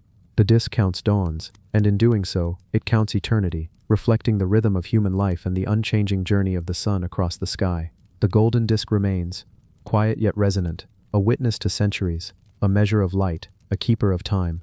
And as we step away, leaving the imagined priests in the shadows of Chan Chan, the disk continues its silent vigil, counting the first light of morning, always present, always enduring, always singing its wordless song across the arid plains and into eternity. The hand that pointed to nowhere. High in the Pyrenean valleys, where the winds sweep down jagged cliffs, and the sunlight pools in the hidden hollows of Cerdanya, there lies a bronze hand. Its fingers reach outward, frozen mid-gesture, pointing as if to guide, warn or command, but to where, no one can say. Centuries have passed, and the hand remains silent, a sentinel of metal, carrying stories that slip quietly into the mist. It is not merely a relic, it is a whisper of human intention, an echo of a culture that measured life through symbol, ritual, and the touch of the divine. Imagine it once, in a small, dimly lit workshop, the bronze still warm from the furnace. Artisans bent low over anvils, carefully hammering, shaping, and refining each curve, each knuckle, each fingertip. They labored not for the living, but for eternity. Their fingers brushed against glowing metal, feeling its weight, its softness, and its potential to carry meaning beyond the reach of time. In that quiet room, the hand took shape. Its gesture deliberate, its meaning known only to those who held it in mind.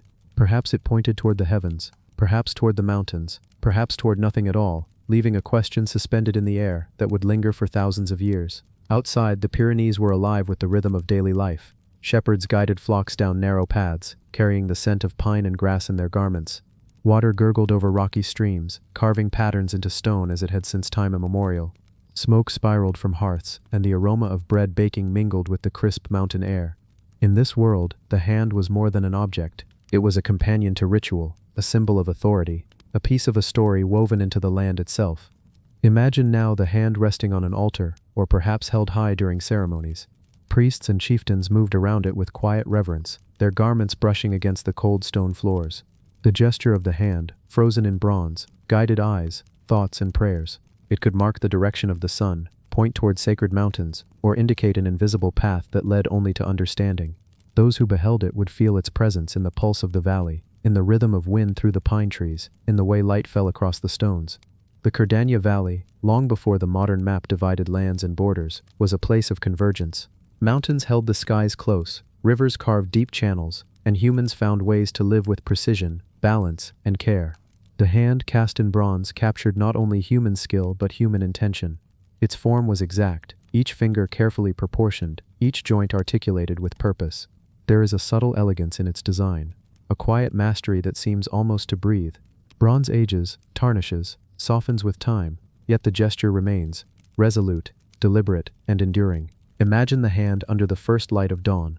Sunlight spills over the peaks, scattering rays across the valley, and glints off the bronze, casting intricate shadows on the walls of an ancient stone enclosure. Perhaps a priest or shaman, centuries ago, lifted it in ritual, tracing the path of light across the room, marking time, seasons, and the rhythm of the cosmos. The hand pointed, but its direction was less important than the act itself, the acknowledgement of purpose, the manifestation of thought in enduring metal.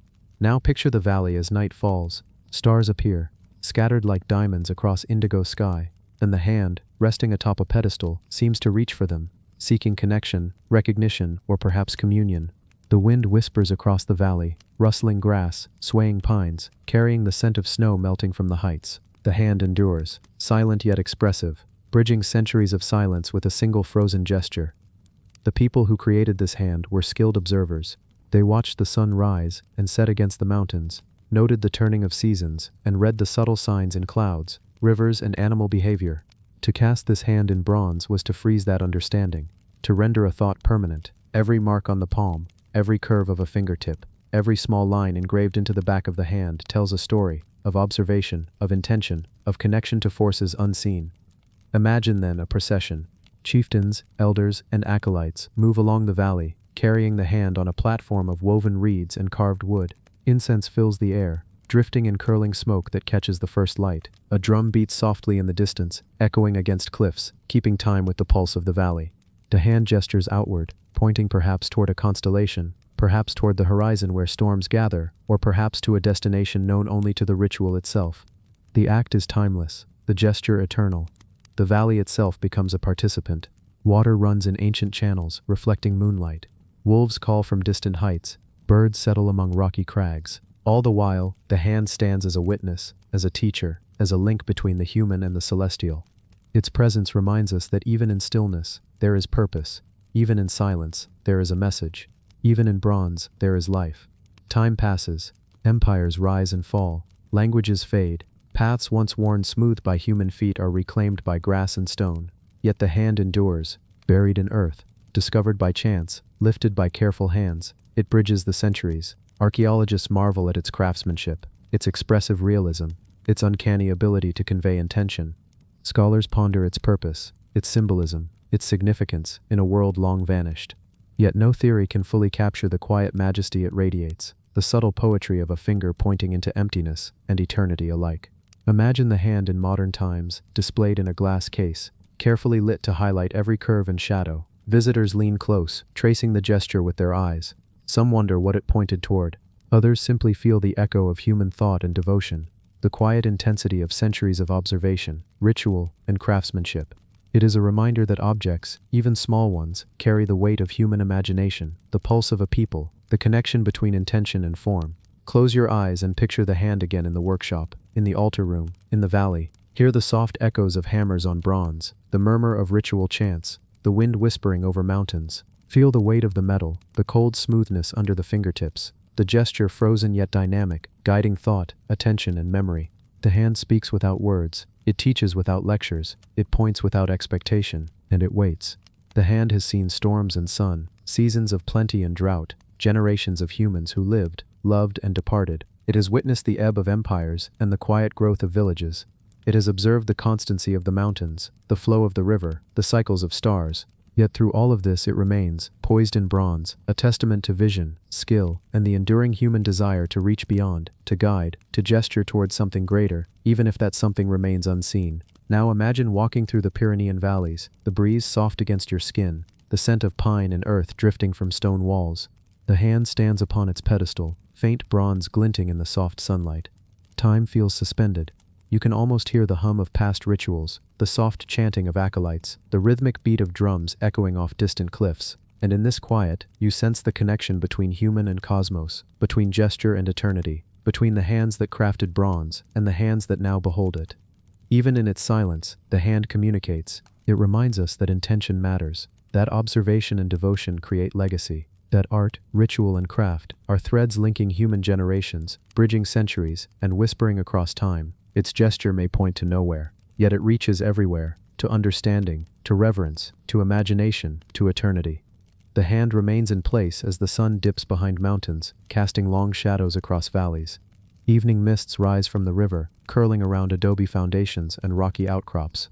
Night comes, and the stars reflect in the bronze surface, shimmering as though caught between worlds. The hand points outward, its gesture a question, a promise, a silent communication from a people long gone, yet still speaking, and so, it endures.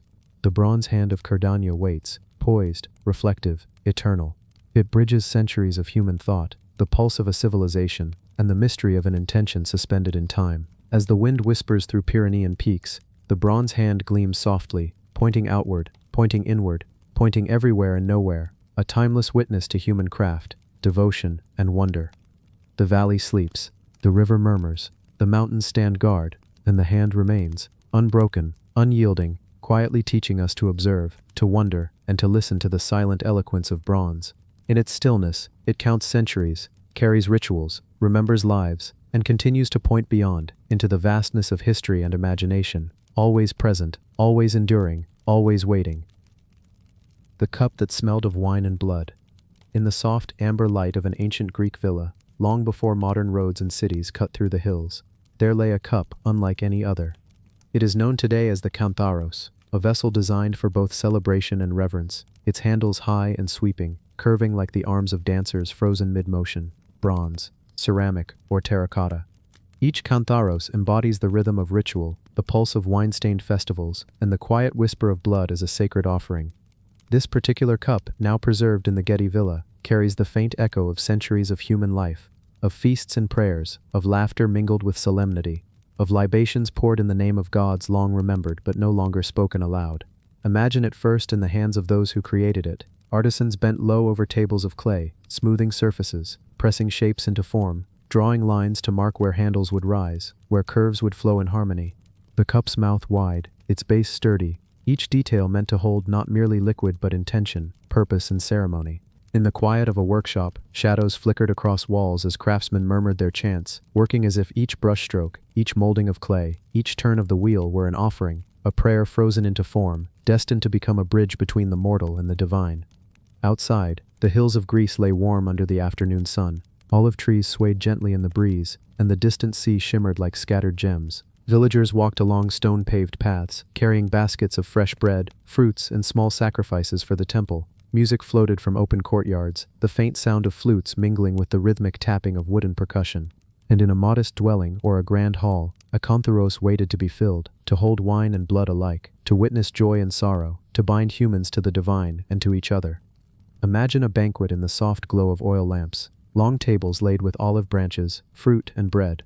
Figures clad in tunics and flowing robes gather in a gentle murmur, voices rising and falling in rhythm with the evening wind.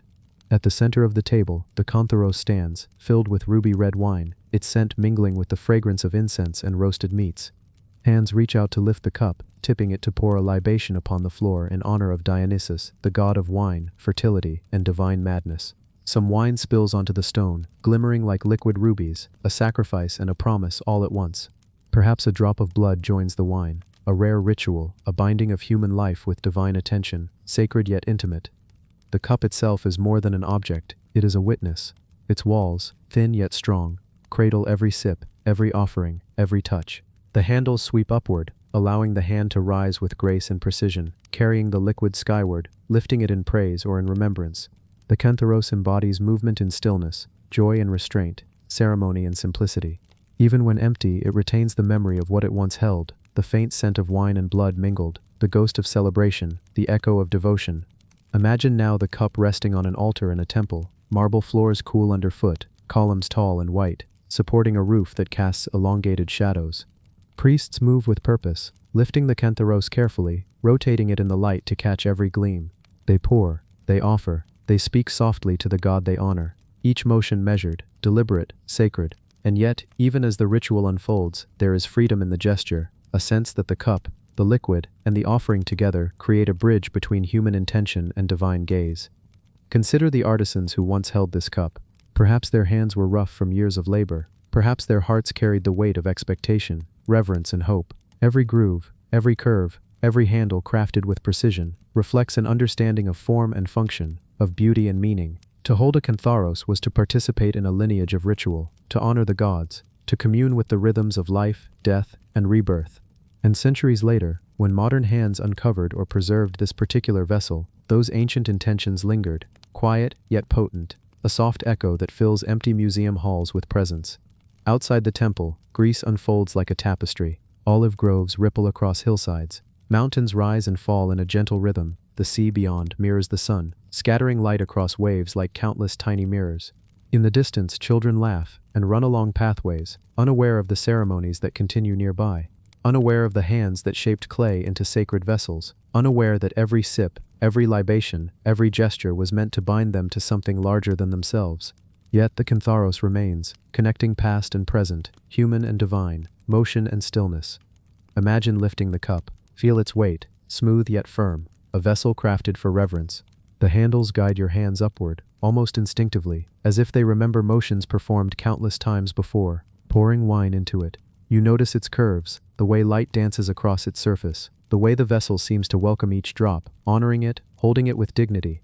Even in this quiet moment, long after the last ritual has faded into memory, the cup carries intention, history, and quiet majesty. Time passes, empires rise and fall, Greece endures through sun, wind, and conflict, its hills and valleys witnessing centuries of human endeavor. The Cantharos survives, a fragile yet enduring vessel, bridging the distance between past and present. Archaeologists, historians, and admirers marvel at its construction, its elegance, and its purpose. They recognize that the cup is not merely a piece of pottery. It is a document of human life, a record of devotion, a link between what is fleeting and what is eternal. Imagine the Getty Villa, softly lit, the cup displayed behind glass. Visitors lean close, tracing the lines of the handles with their eyes, imagining the hands that once held it, the libations that once flowed from it. Scholars discuss its origin, context, and purpose, yet even the most learned cannot fully capture its essence. It communicates without words, teaching without lectures, pointing to a time when human intention and divine respect flowed together in a single gesture, held forever in bronze, clay, or ceramic. Now close your eyes and envision the cup in its original context. Hear the faint hum of flutes, the soft tapping of drums, the gentle rustle of robes and sandals across stone floors. Smell the rich fragrance of wine and incense mingled, the sharp tang of blood in rare ceremony. Feel the weight of the cup in hands lifted high, fingers tracing its curves, wrists flexing in practiced ritual. The Cantharos is alive with memory, resonant with human thought, imbued with sacred purpose. The world outside changes, seasons pass. Civilization evolves, new cities rise, old villages vanish. Yet the cup remains, silent but potent, carrying the essence of countless hands, prayers, and offerings. It is a bridge through time, an artifact of devotion, a reminder that human creativity, ritual, and intention can outlast empires, wars, and generations. Its gesture, the sweep of its handles, the shape of its bowl, speaks of celebration, sorrow, reverence, and joy. Even when empty, the cup is full of memory, full of energy, full of echoes that ripple across centuries. Imagine the soft light of a museum hall falling across its surface, the quiet murmur of visitors moving past, some noticing, some unaware, yet all passing through the shadow of a human intention preserved for millennia.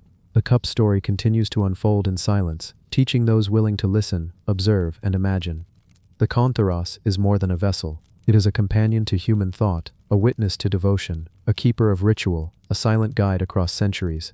Each sip it once held, each libation it received, each offering poured in its name contributes to a continuum of human experience. The wine, the blood, the fragrance, the sound, all contained, all preserved, all whispering to those who pause to notice.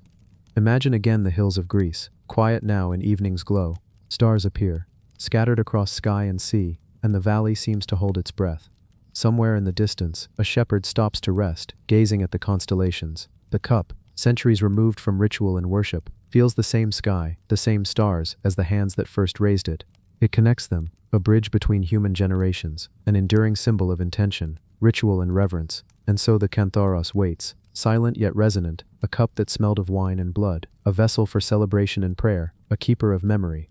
It reaches across time, carrying the weight of devotion, the grace of human skill, the whisper of hands long gone. Its shape, gesture, and presence remind us that objects can be more than objects. They can be witnesses, teachers, and companions through centuries, connecting us to the pulse of life that came before and the echoes of what may come. The villa sleeps, the hills watch silently, the air holds the scent of centuries past, and the Cantharos, poised and perfect, continues its quiet vigil, holding within it the memory of wine and blood, of joy and ritual, of human reverence and imagination. Even in stillness, it moves through time. Even in silence, it speaks.